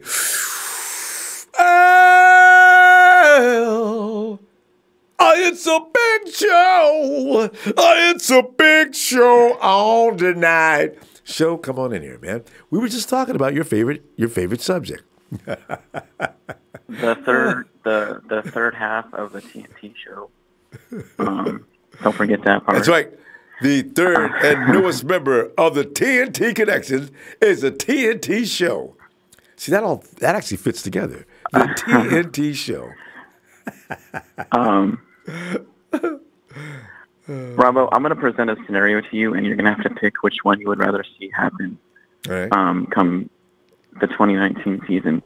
Would you rather see Kyler Murray taking advantage of our weak-ass secondary, or would you rather see Mike McGlinchey manhandling Nick Bosa and proving to everyone why he was not worth the second round pick? Oh, God. Well, now see, there's no positives. They're both. I mean, there's no positive regarding Nick, and there's nothing but a negative. So obviously, I'd have to say I'd rather see, Nick being manhandled by Mike McGlinchey. But see, we're not only going to play the Cardinals this year. If that was the only team we were going to play, I'm looking at the other schedule too, and I guarantee you, Nick wins more of those battles than not. Actually, with Nick, I see the 49ers easily going 10-6. Without him, it's probably this next year is a further adjustment period. But yeah. That I don't see that happening with just one player he's not going to save our franchise. I'm looking at everything. I'm missing at that. I'm looking at Nick as that missing link. Oh, not a missing link. Yeah, we have that he's complete he is machine. One missing link that we're not going to. But anyways, I'm in total agreement with everyone on here that we need to address our secondary because that is the biggest issue we had last year. Not getting interceptions. I was actually kind of shocked last year that Richard Sherman wasn't getting any help. Akilla Witherspoon was he was the weakest link on the other side of Richard Sherman. And not only that, we didn't have Adrian Colbert. Was worse though. And yeah, Jimmie Ward was hardly available for us. And I think this is why I emphasize so much on trading down, because we need to fill that secondary void. And there are really good there are really good safeties in the later rounds that we can look at, and we need to a show like who? John. There's Joaquin Johnson out of Miami. He's a free safety that everyone needs to look at. There's Thornhill, Juan Thornhill, another. I thought he's a safety defensive back that we. Oh, okay. Yeah, Thornhill. Yeah. There's a whole host of other safeties that we can look at in this draft, and that is why I emphasize so much on trading down, because there's more value to trading down than just staying where we are and relying on one player that's not going to save our franchise. You're not relying on one player though. You got this. You got the second round. You got the third round. You got the I'm aware fourth of that. round. Yeah. And all of our best draft picks have come out of the later rounds. So I mean, that's why we except for Mike McGlinchey, who by the way was last year's first round pick. Well, yeah, obviously, right. Yeah. But yeah, we definitely need it. As much as I love Quentin Williams and I would love to see him in a Niners uniform, I think we honestly should take that offer if the Giants were to present it to us and get their 6th and 17th round pick. That way we could either we could pick Greedy, as much as I don't like saying that, and then pick Deontay Thompson with the 17th overall pick, the first round free safety of this year's draft. Are you convinced Greedy's gonna do well in the NFL? Oh yeah, especially with D Ford next on our edge and Deontay Thompson in that backfield as well. Then there's no question that, and Richard Sherman on the other side as well too. There's no question that Greedy will do well with our defense. But you do know how the 49ers think, don't you? If they're going to have Jason Verrett and Akello, they'll probably be. See, that's the thing. I don't. They like Akello. Issues. They do. I have issues with the Jason Verrett signing. I have reservations and a Akello's lot of question marks around his name. I just we're terrible players, and I know this is what is terrible about Verrett? That's why I have that. I don't smooth that dude has got. His body's like bionic. I mean, he moves not like a human. I mean, I've never seen anybody could reverse direction and flip like that. He just has a problem staying on the field. If he can get past that, we've got a solid pair in Sherman and Verrett, and then Akello standing by. So, and so these guys got to stay with Kello. They've spent too much time and effort in them. They're not about to let him go for another cornerback. Another question mark right there is Akello. That is where the biggest quarterback names that we're going to be facing is going to be going to first when we play them. Drew Brees, Ben Roethlisberger, even Baker Mayfield is going to go over to Akello Witherspoon's side and take advantage of him. Give me your opinion on his last few games. Did he really look terrible to you? See, I can't judge a player just on the last few games. You can with a rookie. If he's in his third or fourth year, something like that, yeah. But when you look at a guy who's in his second season, learning a system, and it looks like he is finally starting to get it, you got to take that serious, because that means he's on an upward trend. You got an upward trend. You got to question, where was he in the beginning of the season? Where was he at the first half of the season? Why did he show up at the later half of the season? This is why I agree with the front office. Why is it always the last half of the season? This is why I always agree with the front office. You have to allow players to develop. They don't just come right of it's a rarity. Even Greedy Williams, he's not going to come in the league and just light it up. It takes time for these kids to adjust. And if you're not willing to give the time, then just go all free agency. Because you're wasting your time thinking every rookie's going to come in and just segue smoothly in and dominate. It's not, every now and then you get them, but it's not the norm. Well, see, unlike Akello Witherspoon, there's a total different talent level. That they're not even in comparison with each other as far as Greedy and Akello goes. Greedy is on another talent level than Akello. I think Greedy would be a huge impact player starting day one. Maybe. But right now, if I had to bet of which one will look the best on the field in this system after this amount of time, guarantee you Kello's going to beat him. Greedy may catch up at some point. So. Greedy may catch up at some point, but in the beginning, Kello Ronbo, takes him to they school. are on a whole different. They're in a whole different area code as far as talent level goes. You got to learn the system. You got to learn the pro set. Greedy's light. He's undersized. And they will. That's what. That's going to take him a while. But you know what? He is a guy that's got a high ceiling. I'll give you that. I can see he's got a high ceiling. Yeah. But do the 49ers want to wait for him to develop or go ahead and let this kid? There's a question for your show. Jeff Tan wants to know, who would you pick at number 36 in the second round? And he's guessing. Well, what? Go ahead. See, I'll tell you what he said after that. Who are you taking in the second round?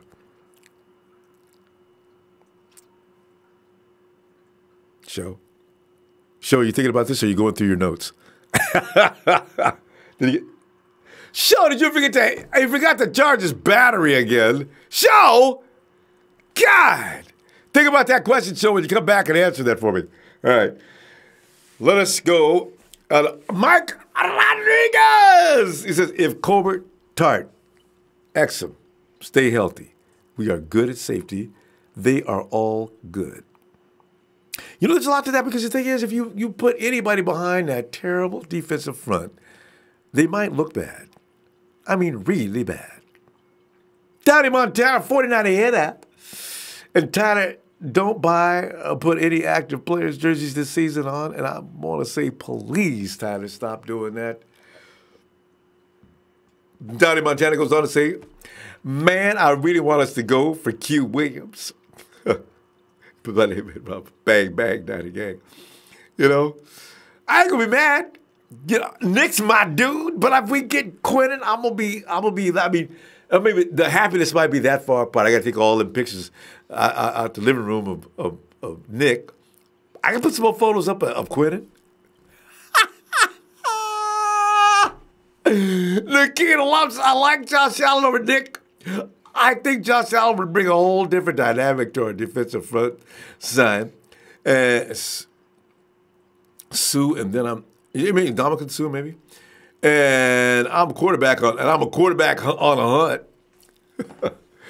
James Greer, I'm with you on Kendrick. He ain't going nowhere. I'm serious. You know what? A lot of people do.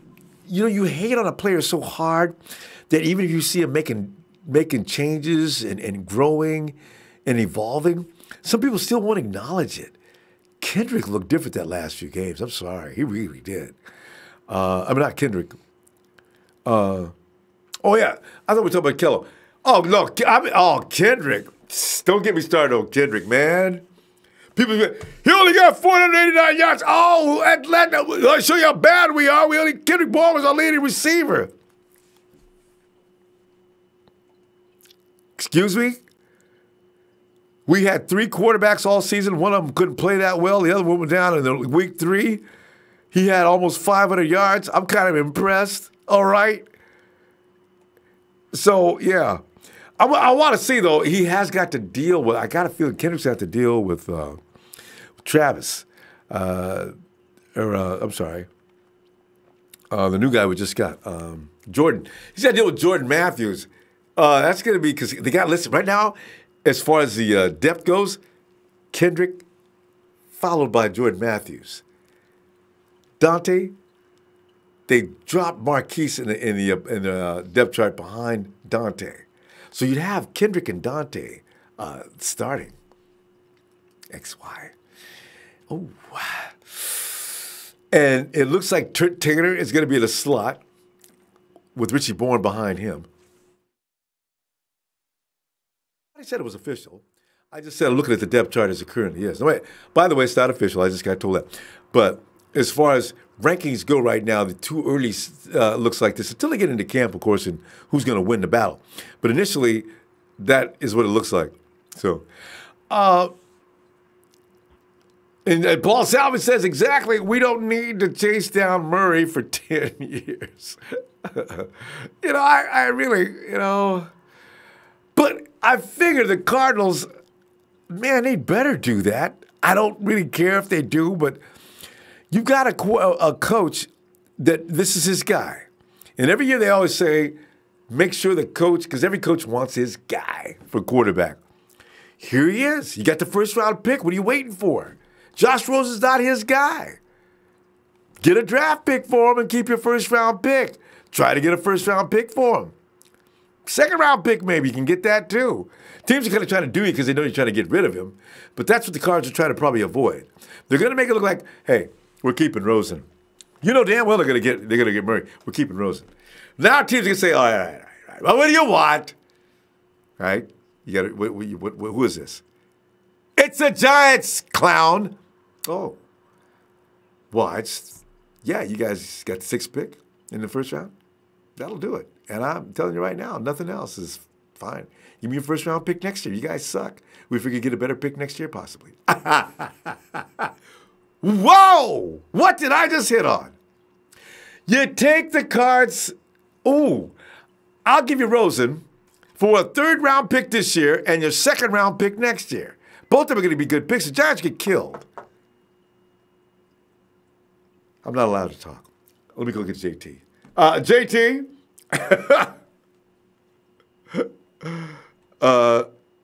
Hello? JT?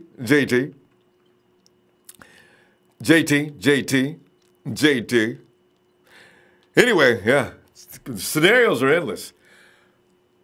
Joey Mooney, yeah, dum de do I, ooh, yeah, Joey Mooney. Hey, come on in, Joey. Joey's hanging out with Ronbo. Joey, I heard you, Joey. Joey, man, we're sitting here laughing about John Lynch playing poker. And actually, when I think about the Cardinals are playing poker as well, they don't want Rosen. They're making it seem like they do now because they just realized they screwed up by letting everybody know they were interested in Murray in the first place.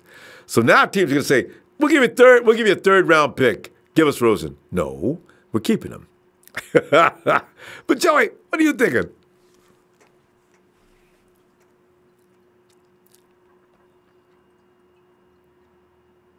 Yeah. How late?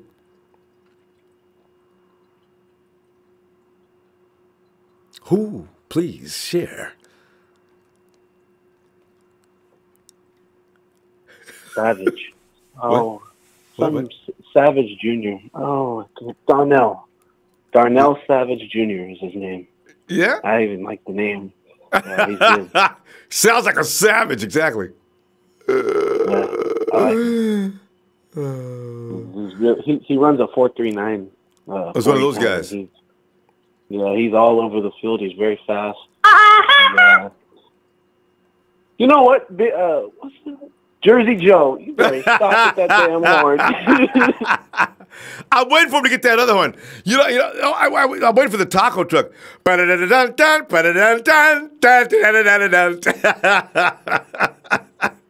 JJ!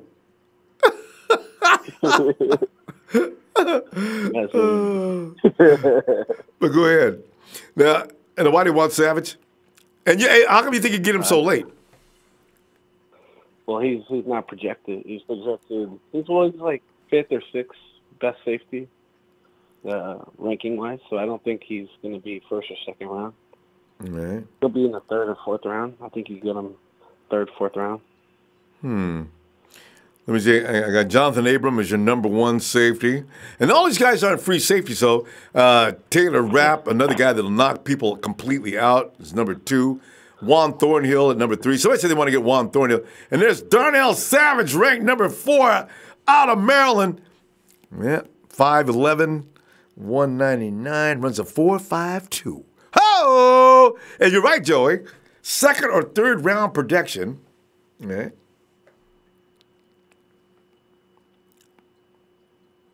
I always worry about those guys that are projected like 1 to 2, and 2 to 3, 3 to 4. And I figure you wait till the last round projection, it's gonna be too late, because these guys get a lot of ink or a lot of promotion between now and draft night, right? Yeah. So there you go. Right. And then you got to do like Kyle and trade up to get guys, because actually Dante was a 3rd round pick. You should have been able to get Dante in the 3rd round. So somebody sent word around. They probably do it on purpose too. The Cardinals are looking at Dante Pettis. We're going to need to trade up. Oh, no, okay, what do we do? You know, so, and the Cardinals sit back, we were going for Chark in the first place. Gotcha! You know, so, got to be careful.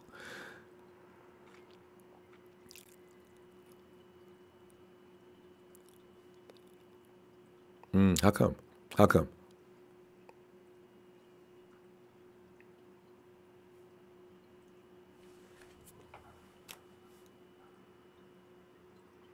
So why? Well, I'm just saying, why Quentin Williams? Like, why?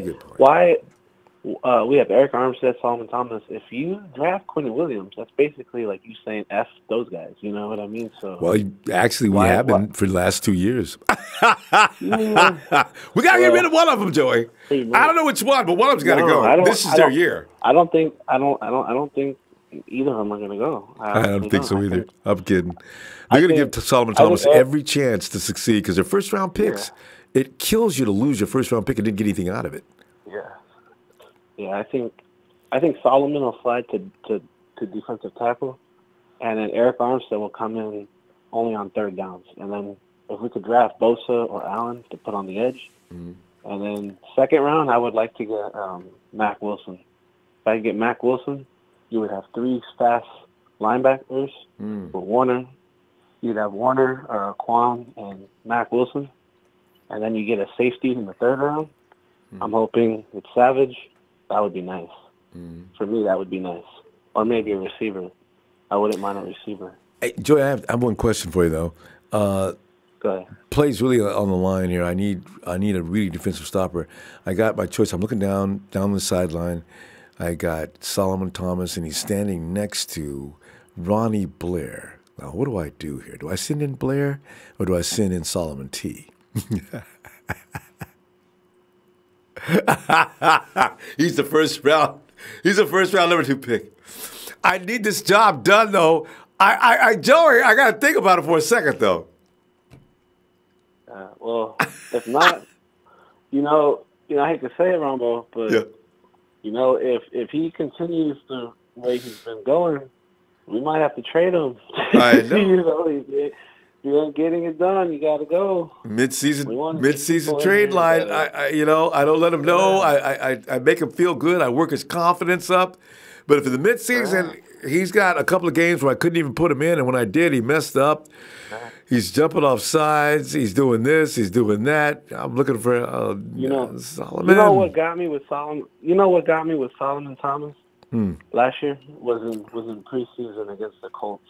There was one particular play I remember. He flew around the edge. No one blocked him, and I think it was Andrew Luck was in the pocket. He completely whiffed on the sack. He missed him. He did that. Solomon got 1 sack. I was kind of surprised by. Wasn't that in preseason? He didn't let him play anymore after that. But this happened a lot. Yeah, I know. I remember those. He did that more than once, too. And remember Kirk Cousins did that to him as well? And that's when when Cousins was in Washington. And, I mean, he just goofed Solomon completely off the play. I said, Solomon. I don't know. If you took the right angle in the first place, he couldn't step in front of you like that. What'd you do? Yeah. I don't know what we're going to do, man. I can't wait for the draft. I don't know if we're done in free agency, but they'll keep looking. I think they'll keep their eye open. They always do. More players. But I don't think you're going to see anything like big, like no, there's nothing left that's big, except for Eric Berry. Would you sign Eric Berry, Joey? I think they will if he's still hanging around after the draft. Because Kyle likes to see what he can find in the draft. If he finds what he wants, he won't sign Berry. There's no Eric Berry. Yeah, but you could say the same thing about Trey, or what's his name? The guy we just got to talk about from Arizona. Why is he unemployed? That guy's good. Oh, the safety? Yeah. Yeah, I don't know. I don't. That's a good question. I don't know, man. It's funny because free agency is all about overspending, but Mike yeah. He never gets overpaid. Mike brought up all his stats earlier, and those are some good stats to know. I mean, typically you have a really good safety. That's people are going to want that. You should go for it, right? Even if Joe, we got to stop though. I know, it just doesn't make any sense. Boston. Anyway, hey, Joey, I'll tell you what, man, I'll look for you Sunday, and maybe Trey will have a job by then. Everybody's hoping, what is it with Trey Boston? All right. Quick, go ahead. Go ahead, get started.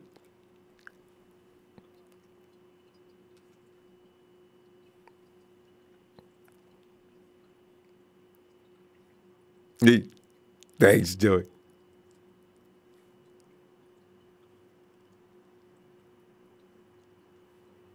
Hey, that's a great thing to know because you know how I love singing to you, man.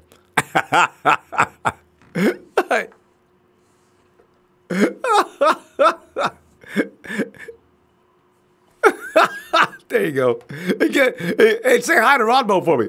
All right, Joey. See you Sunday. Oh, God. And, question from Tara Lewis says, sorry if this question was already asked, but what are your thoughts on the 6'4", 200-pound Chris Westery from Kentucky that ran 4.33? You know, I haven't looked into him yet. I saw him the other day, and I said because they got him like headlined because of that time, right? Him and this is why they were saying this guy and three others. They said, hey, if the 49ers don't have time to go to Kentucky, there's more in Kentucky than just Josh Allen. And they started mentioning him, and there's two other guys that got over there. Well, I got to check into the Kentucky. Boy, watch them out for 49ers, all right? The 49ers be acting like they're not caring about something. Hey, Taryn, they're liable to pull this kid if they could get him. You think he's a first-round pick? I haven't looked at him yet, but I saw his name along with the other guys. Kentucky's loaded with a bunch of guys. 4 that I know of that are all pro potential. So, 4-3. Boy, Robert Saleh and them, boy, 4. Is he? I'm gonna look at his footage. I'll check him out. What? Hey! Oh my God! It's Nighthawk. Nighthawk.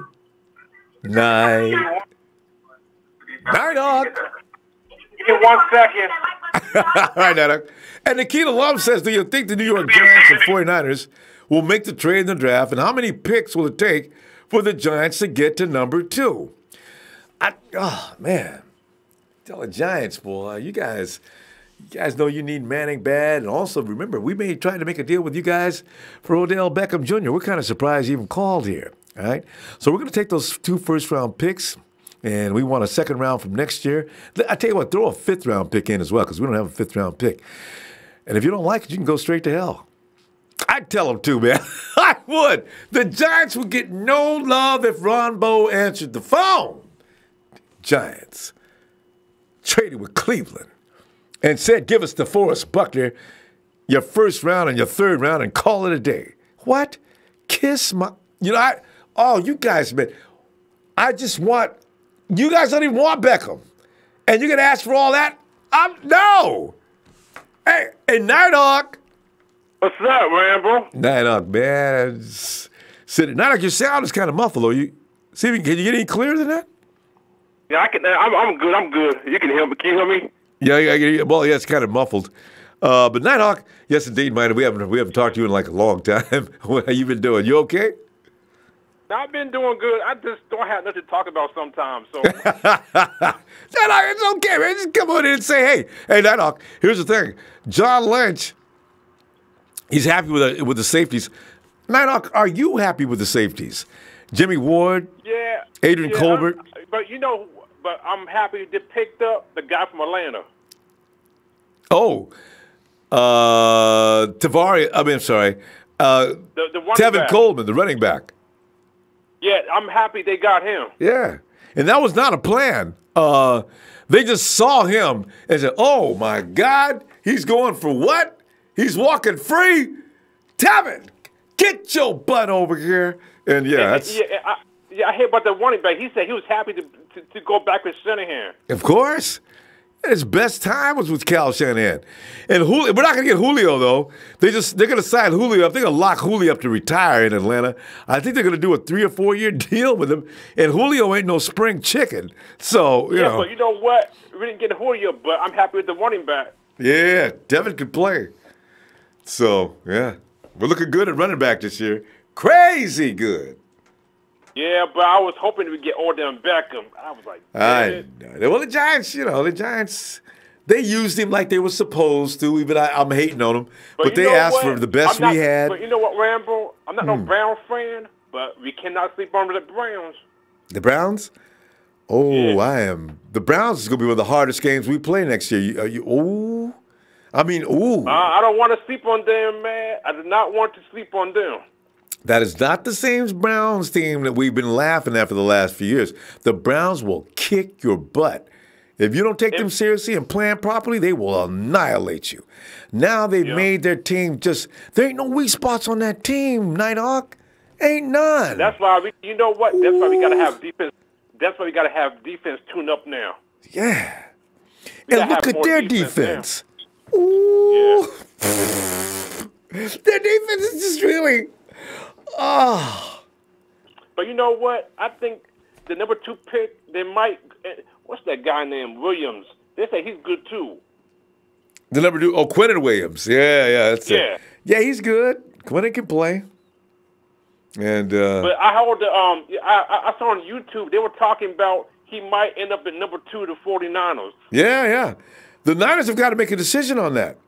It's either Quinnen Williams, most likely Nick Bosa. Because the Cardinals ain't fooling nobody. They're not taking Nick Bosa. And, of course, Josh Allen.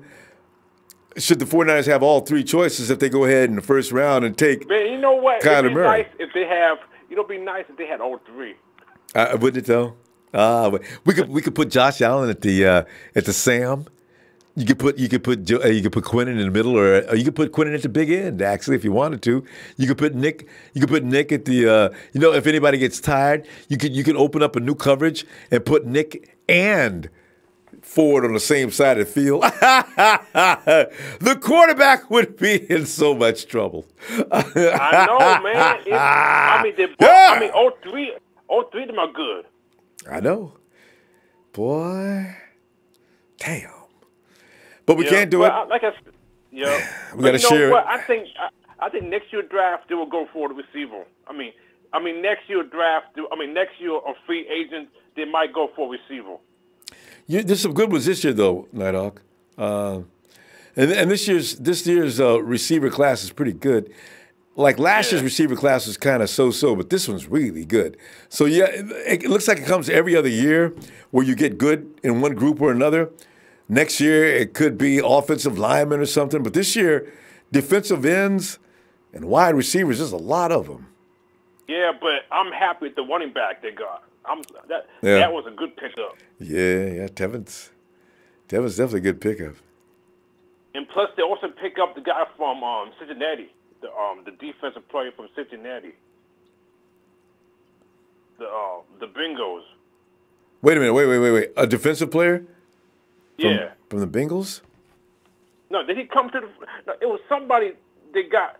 They got some couple of defensive players. Not from the Bengals, Big Show. I don't think. The Raiders picked up Burfitz. Oh, okay. So we didn't get him there. Yeah, they picked up Burfitz. Burfitz will have going 15 yards every other play. He's over there doing something unnecessary. Unsportsmanlike conduct, number whatever, 15-yard penalty. That's an automatic first down. Boy, Burfitz. Who they picked up as a defensive player? Yeah, well, we picked up. Oh, I know you're talking about Quan Alexander, I guess. We picked up D Ford, as you know, from the. We picked up D Ford from the Kansas City, and we picked up Quan Alexander. He's a free agent though from Tampa Bay. Yeah, that's what I'm talking about. Tampa Bay. That was talking. Yeah, he's that dude, man. He's a little bit of crazy. He's a leader, a Nighthawk. He's gonna be able to fire the team up. Night Hawk, I don't even know we ran out of time now. Night Hawk, tell you what, man. Hopefully we'll, just come on and say hey, man, because we always look for that Night Hawk call. All right? Yeah. Okay, man. Give me a shout out, man. You know it. Niners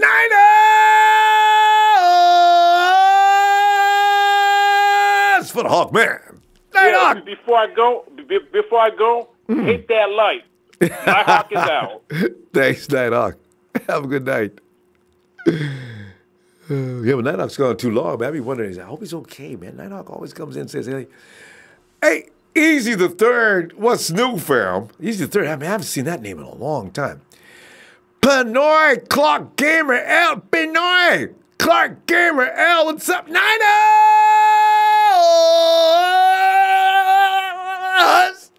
Chad Garrison, I think it's been about a week since I've last watched Good Start to the Weekend. I watched you on my last shift at work. Chad, glad to accompany you, fam. Chad, definitely am. And Ronbo's Raiders Money, otherwise known as Jersey Joe with the boop, boop, boop, boop. He says, I'm out to dinner with 14 Rams fans and a Raider. Proudly rocking my Nick Mullins jersey. Turn it up, Raiders! Raiders! Hey, Jersey, ask him who the king of the Bay is. And also remind them, Raiders, that it has been said in Vegas where they were 1-80 going into the season. They've only moved up 20. And 1-60 now, and nobody thinks the Raiders are on the way to the Super Bowl. As long as you got Derek Carr for a quarterback, just keep wishing and hoping and dreaming and thinking. So Rams? How many Rams is he hanging out with? Because I don't talk to more than one Ram. 14 Rams. Rams, I enjoyed that Super Bowl. Anytime you guys are getting your butt handed to you, I can't even say what I want to say. Okay, Niner! Just got off work. Okay, Niner. What's up, fam? Thanks for the contribution, okay. Mike Rodriguez. Shane Jimenez. Rodriguez, you know what, Mike, we should say his name Latino style. Jose Jimenez. In third round. Hey, you know what? Jimenez is like, the dude is, man, I don't know how many pass rushers they want to get. Because I don't want to get him in camp and he lose out to the point they cut him. Because I like him. I think in a while, that dude could be really good. Sloth King says, I think offensive guard is a bigger need than people think. Tomlinson and Person aren't the future. Actually, if you look at stacks, Tomlinson, other than his weekly flag, Tomlinson actually did a pretty good job. He's very good at run blocking and his protection. Tomlinson's that guy that people don't take seriously, but he's doing a good job. And you think about how far he's come since we got him from Detroit. Person is just a tough dude. You like to keep his presence on the field because he is really tough. I mean, Person is just really, he gets it done to a degree, too. Joshua Garnett's a guy I'm waiting to see what he does this year. Garnett looked good every time he came on the field, but he was on the field that often. I'll never forget how he frustrated Aaron Donald. Amazing. And Dark Horse on two wheels twice. Metcalf can get knocked off his route in the NFL. Yeah. You tell you what, though, boy, the person that has to try to knock him off, you're going to be sitting over the corner going, you walk over to the sideline with one arm hanging because you gave him this shot, and Metcalf probably bounced a little bit and kept on going. He's sitting there holding every bone in your body, got jarred. That's a big, strong, scary dude. But you're right. And Metcalf, he's got a lot of things to learn. I don't know if he's going to start with whomever he's with. They'll probably expect a lot from him, and he'll try real hard and everything, but he won't. We'll see. John Gruden's already threatened because they already tweeted him. We see you, DK. San Francisco says we might use all 6 of our picks to bring in studs. Quality over quantity. We got a top 5 pick in each of the first 4 rounds. Ooh. There's a concept of thinking. And Chris Wall says the Niners won't be picking number 2 under Shanahan ever again, so they need to get a top prospect and not trade down. I got a feeling the 49ers have thought that way. They're at least thinking that thought over. You've got no business being a number 2 again anytime within the next few years. You might want to get the BPA like they're threatening to get. And they did already say that, going for the BPA. So, Big Show, you've got to deal with that BPA, Big Show! Oh, God, I know he hates that. And Ralph Delso says we need to get Jazz Ferguson. Yeah, I saw a little piece. I gotta check Jazz out. I'm thinking about it a little later. The 49ers I understand the 49ers are checking him out anyway. He'll be available later in the draft. He's raw, but he's got great size, good speed. Lots of speed. Nice hands that will win those 50-50 balls. All right? That could be. YouTube's having some tech problem right now. Can they still hear us? They can't see us, though, I guess. We don't know. So are we saying hit that like? I keep doing Chris Wall, he says, I'd only be open to trading down to number 4 if Kyler Murray goes to number 1. That way, either Bosa, Allen, or Quentin will still be there. We need to have the royal choices. I so agree. No trade down first round this year. Please, no trade down. Get the best player available and have that choice, right? Bosa, Allen, Quentin will still be there. I would prefer them to take the one they want at number 2, though. Agreed, Chris. Oh, I so agree. Will Hernandez. Hey, the Rams will only score 3 points on us. Don't let the Rams open up the season and score 3 points on it. Whoever they play first, if it's not us. Don't let them open up the season scoring 3 points. We'll never see Rudy again. As a matter of fact, I miss Rudy. Rudy, where are you? Rudy Poo. Oh, Rudy. Oh, how we miss you so. Please come on and join us on the show. Well, Big Show does say, must be pretty effective when Ronbo calls everyone by my name.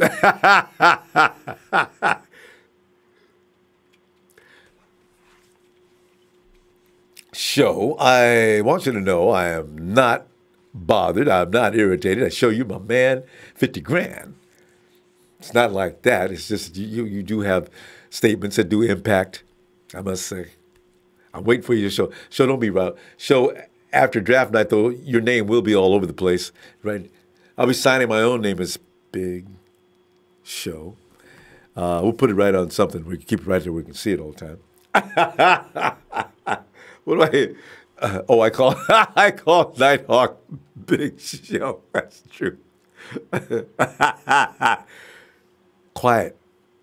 Show says it must be pretty effective when Ronbo calls everyone by my name. Lots loud. Nighthawk Big Show. Nighthawk didn't even flinch. He didn't even say anything like, hey, Nighthawk Ronbo. He didn't even say it. Adrian Colbert. He says, we need a free safety. If we don't get a good one, we are not going to the playoffs. Let's see. How many teams they went to the playoffs at an average to so-so safety? Oh, man. I gotta look at the playoffs. I really do want to know. Who plays safety for the Seattle Seahawks now? He certainly is no Thomas. Tongman 78, what's up, fam? Maybe, and you can actually say that's why the Nighthawks got excused from the playoffs early as they did. Seahawks were never going anywhere. The Seahawks get all the way to the watering hole and they can't drink. That's 3 years in a row that all they do is plummet their ranking down to the bottom of the draft. And as Darren Lewis says, this year the safety class to me is not that impressive. Oh, okay.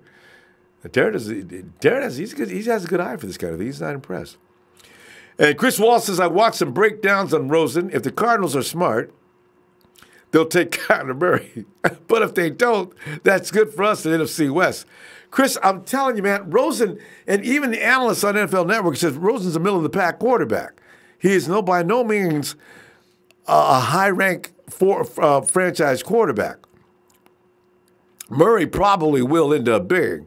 But I actually wish somebody would trade with the Cardinals and trade his little speedy butt off into the AFC or the NFC East or something like that. John Conyers says, thanks, John, thanks. Ralph Delso. Safety play gets better if our front four can put pressure on opposing quarterbacks to make that ball come out quicker than expected. This is just the ABCs of football, If that quarterback's under extreme stress, he ain't going to be making all the throws he wants to make. Is he throwing that ball out of bounds? He's going to try to squeeze balls in the windows that aren't there. He starts to see ghosts. He starts to look basically like Jared Goff looked at the Super Bowl. Holla! You know what I mean? If you want a bad example for a quarterback in bad situations, you can use a number of quarterbacks. You can obviously you can use Jared Goff. You can use Dak Prescott. I can't pick on Josh Rosen just yet. Who else just came in the league and looks awful? The kid out in Buffalo. What am I talking about? You can use Derek Carr. Honk, honk.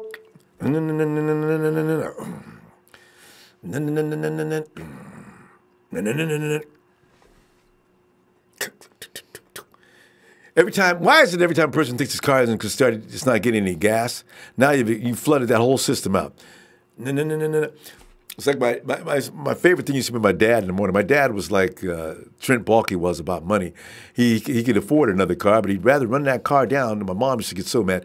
My dad would rather run that car down until the chassis and everything that just falls down on the ground while he's driving. My dad would drive down the road looking like Fred Flintstone with his feet running at the bottom of the car, right? Anyway, he'd be getting up in the morning. You'd hear him out there. Every morning, me and my brother just screaming, laughing. All of a sudden, you hear, God!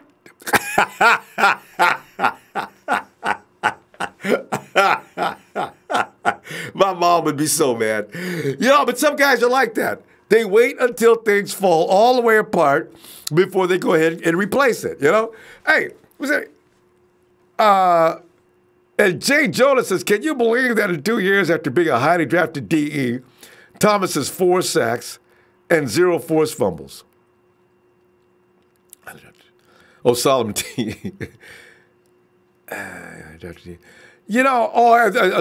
you would be time. I messed up. No, that's the problem. Thomas is pick number. It actually was a number 2 pick that we used, traded down. He ended up being number 3 pick, and that's still too high.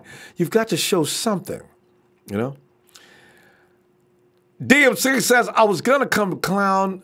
You have to see Seahawks swept both games, but y'all beat our ass round 2. Even if it went to overtime, we shouldn't have been in the game.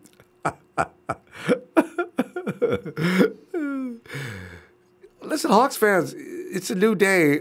Y'all need to get ready. Next year, it's not going to be nice either, I know you've done some things, and Nate Burleson is saying all the good things he can say about you every time he gets a chance, but we're no longer the pushovers we used to be. So, and Robbie Roberts, hey, he said, what do you think about giving up Armstead in the 2nd round pick for Julio? I'd do that though. Oh, you would not have nothing. Ronbo ain't saying nothing. Get a 2nd round pick and Armstead. Give me Julio. See, Julio fits what Kyle Shanahan does because Kyle ain't got to teach him how to be doing this. You know what's really amazing about Julio? I still don't understand why Julio doesn't have any more touchdowns than he does. So Julio's not take that ball all the way downfield kind of guy, and he can get his touchdowns too. But Julio usually will have outran the defense into the end zone from the 10-yard line because that boy can run. I love that commercial about Julio, young Julio growing up, right? And they show him going through all his phases. And at the end of the commercial, Julio's checking in with that. He's got that, I think, is that a watch commercial or something? He's checking into the locker room. And then they show him going through the tunnel, into the tunnel. Awesome. Hey, Robert Galvan, sup? Out of Texas 9 is faithful. Robert, sup, fam? Downey, Montana, 49 here. Peace out, Ronbo. Love what you do for us, Atlanta fans, brother. Downey, Montana, and I love doing it too, fam. Appreciate you. Travis Millot says, if John said he likes safety group, then he's trading back and getting salty. Saltier round one. S-A-F-T-Y. There's a typo. Saf. Is that, hey, Travis, is that a round one? Safety. Oh, safety. He's getting a safety in round one. Is there a safety, though, in this draft? You know, because last year, when you had, year before last, there were some safeties in the first round that were first-round worthy. Is there a first-round worthy safety this year, though? You can't use a number 2 pick, 3, 4, 5, or 6. You'd have to be around 10, 15 or so. And John Conyers says, let's get ready to feast on some Rams, Cardinals, and see. Be eating a lot of meat this year. I don't know about eating ram meat, though. That's kind of nasty. Cardinals, well, it take you 5 or 6 Cardinals and make a sandwich. And Seahawks, I heard that tastes nasty. Did somebody say there's no such thing as a Seahawk? I could have swore there was. I saw some people arguing about this recently. Was it here on the chat? Seahawk. There's a chicken hawk. There is a such thing as Seahawk, right? I gotta get a definition of that. Jim Thurlkill says, always say kill them with Buck and D. They will just hurt them. I want overkill, man. I want the injury cart to run out of gas picking up the carnage and adding Williams or Bosa would cause. Like we used to do back in the day, back in 2013, we had all that secondary used to hit dudes, didn't even see coming. You could actually sound like car crashes down on the field. Justin Lane, when are you going to start selling musical Niners and birthday cards? There's an idea. Michael Hurts, hey, he's a quarterback back, saw Solly and Armstead coming and laughed as they walked away and threw the ball deep down the field. Anyway, let me see. Saw Solly and Armstead coming and laughed as they walked away and threw the ball deep down the field. I know. But we've addressed that now. Ain't nobody gonna be laughing with both DeForest Buckner and D Ford coming at him. Oh, no more laughing. And if they get Nick Bosa. Talk about laughter turning into panic. That's key to winning games. Because now, and you get, here's the thing. Jimmy G and that offense, if they can stay healthy, you already know that Kyle Shanahan he's going to keep that offense on the field for long periods of time. Especially with G, because he's just got that ability that they just whittle away. Now we're going to have we're probably going to have one of the best running games in the NFL this year. And you've got George Kittle. You got Dante Pettis, which I think is going to go up a notch. Goodman's going to be coming in on specialty things. The offense is actually, and you add this kid, Matthews, this offense is already falling into place. Kyle has actually set himself up now where his options are almost endless. If they get another tight end, let's say that Hawkinson somehow or Font falls into the 49ers somehow.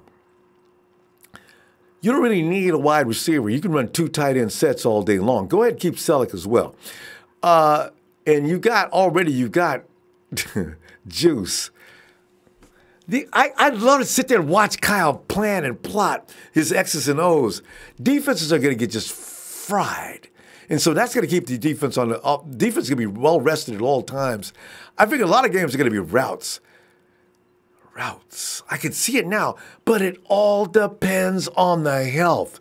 Because the team is like mature enough now, the defense has gotten old enough now that they can actually be a force. There's nothing about Saleh's defense they don't understand. With Kyle, it takes a little while to install that offense. I doubt very seriously whether anybody's any further confused about this, except the new guys coming in. So you got to figure there's going to be some really competitive games this year. It doesn't matter who we're playing, too. You can look at all the other teams you want and say, we're going to have trouble with that. No, I don't think so. Those teams have got to plan for Kyle Shanahan's offense, which is number one going to be a problem. And now they've got to deal with a decent defense. The 49ers are that close. They need to get into the playoffs this year to know what it is because a team has to learn how to win. They can be great, great, great, but they still need to learn what it takes to win. So it can be like that.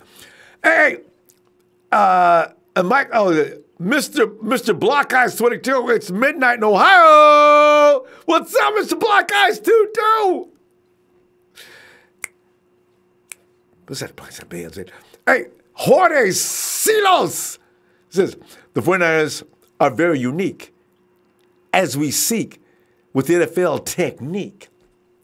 I bet he meant to say speak. Yeah, I mean, the 49ers are unique as we speak with NFL technique. As we peep and peep through this free agent sweep, we still keep our ears to the street every week. Jorge! Uh-oh. I think I broke it. I'm not going to talk like Trent. Jorge, say hello to Chloe for me. I think I kind of screwed something up. Only for a second, though. I'll come back now. Jorge also says, yo, Ronbo, his name may not be Spinoza. Wait. His name may not be Spinoza Mendoza or Sosa, but it seems we might be getting closer and closer and adding a big dosa of Nick Bosa! Hoof, hoof, hoof. And Chris Wall says, Ronbo Sports Raiders could trade to number one and take. See, that's been speculated too, Chris. That has been so speculated. Because come on. But then again, you ruin what, like AB's been over there, you know, feeding Derek's dog and taking the kids to the show and shopping and also been hanging around with the neighbors at Derek's house and everything, barbecuing for him. If Gruden reaches in there and says, all right, Derek, thanks, but no thanks. And listen, wish the best luck on you. Hey, AB's, hey, y'all didn't tell me you would take my quarterback. Can you see AB doing a TO? That's my quarterback. T.O., man. T.O., you know what? T.O. really should go to Hollywood. He should have went to Hollywood right after that game. T.O. be acting, boy, I love it. Hey, Jorge says, yo, what up, faithful family? It's about the Big Bay Boss business. Now tell me, who's a witness? Wait, something on this business. Yo, what up, faithful family? It's about the Big Bay Boss business. Now tell me, who's a witness? Miggity Mac says, what up? I'm late, but I'm in this. I almost said it. You know, the word, everybody uses that word so easily. I almost set me up, Miggity. And let's say Shafi? Shafi or Shafi, hey, Shafi Jabari. Well, it must be Shafi Jabari, because that rhymes. Hey, thanks, Shafi, man. And Mike Rapita says, the Western Osprey is called a Seahawk. Is that right? Mike has cleared it up. There is. Next time I see that argument going on, and I've seen that argument more than once, somebody's making jokes because they're trying to tease the Seahawks. All right. There is such, and it does exist outside of Pete Carroll's circle. Night in Vegas says, hey, my dog hates your 49ers, yo, but I don't care. Hey, Night in Vegas, is your dog going, oh, ooh. Get ready. Hey, I wish you would have told me your dog's name so I could just, hey. Niners! You know, it's a funny thing if I do know the dog doesn't appreciate it, came over to your house, and all of a sudden, Niners, okay, let go of the leg, you know, because the dog does have a right to bite you if he doesn't appreciate what you know, he's already warned you to appreciate it, because as soon as you're there, you know, you need to quit. You ever been bit by a dog? Do you know that's how I developed my 400-meter speed? Salinas, California. I think neighbors used to leave the dog out on purpose. You know, you be walking down the street and you hear, roof. I figured there's a fence right there, right? Then you see down at the end where the driveway is open. And it's dark. So you know they're either asleep and forgot to close that gate, or they let that dog out on purpose. Oh, man, you'd have loved it, boy. I'm talking, I'd be going down the street, me and my buddy Ricky Lambert. We'd be going down the street. I mean, we'd be good arm action, good knees high. The dog is after about 300 yards, the dog's like, because wasn't nobody going to get caught. You know what I'm saying? There's nothing like a dog after you to make you move your ass. Hey, Hurricane Blanco, hey, easy the third, good night, fam. And we miss Travis Merlot. Ralph tells us, you're right. He said, "Wait, Travis Merlot, are we in our window, Ronbo, to make a run in 2019, 2023? Kind of. I need to see the 49ers maintain enough health to see what we have. We weren't able to see what we had last week. I want to know, are they capable? Can they stay on the field and show us what you can do? That's all I need to know. And then I can be able to answer that question better. Did Ralph... You know, I'd love to, too. Special guest on the 49ers studio show. Boy, I'd have, Joe Fan and, what's her name, Kiana? Boy, I'd drive him nuts, boy. I'd say, Joe, listen, be quiet for a moment. Let me ask you a question, all right? Listen, tell the truth. You came in here from Seattle, didn't you? Tell us how much your love has grown for the 49ers and how much more you appreciate being here than you do in Seattle. That's okay. Cut. Hey, come on, Ronbo. What are you doing? That's it. Let me go down here. Hey, we didn't Travis Merlot. We get Hurricane Blanco. Trade down. Get Butler. Burns in the second. Best available free safety in the third. Gerald Willis in the fourth. Who is Gerald Willis? Oh, is he offensive lineman? Okay, Gerald Willis, offensive lineman in the fifth. In the fifth, cornerback and linebacker in the sixth. Yeah, Hurricane, but we want the highest quality pick at each round because we pick so high at each round. We could really do ourselves. We need 6 players of the best this year. We've already done the trade down thing. Our team now just needs quality playmakers in every round. If you can get that, you know? That's why I think John Lynch might be serious about BPA. Second round, 36, all right? Third round up in the 70s, you know? Go ahead and get them really good players because you're number 2 at the top of each draft round, right? James Anderson, what's up, James? Ronnie Roberts, sleep well, right? Thanks, Ronnie! Nice name, by the way, Ronnie. Lucky Ninja Pickle says, imagine trading back and drafting one of the tight ends from Iowa. I don't want to trade back. I want to get him with a second-round pick at number 36. God, man, one of them two dudes, and you look out the 49ers, man. T. Breezy, TNT is always here. T, otherwise known as Trez. My dog. Lucky Ninja Pickle says, will you be doing a mock draft anytime soon? I'd love to hear your full opinions on the draft and what your ideal plan is. I guarantee you I will be doing one before we get to draft night, as I do each and every year, and make everybody crazy. I mean, the first round pick, boy, I'd be picking Bill Belichick to come and coach the 49ers in the first round pick.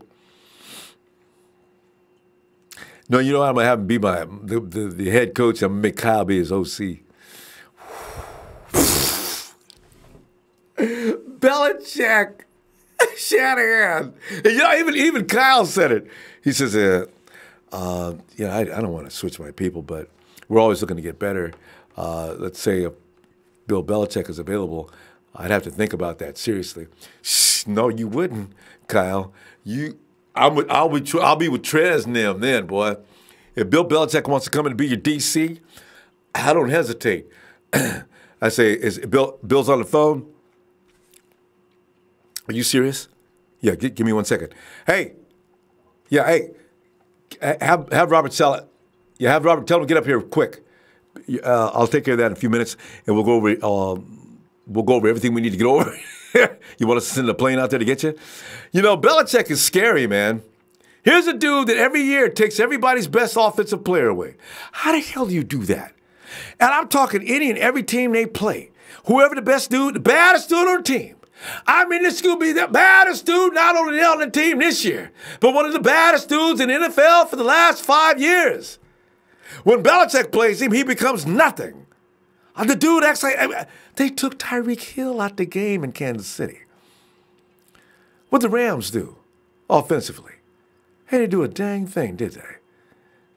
Although Kyle said, I know Bill Belichick, he's going to try to take Julio. They did.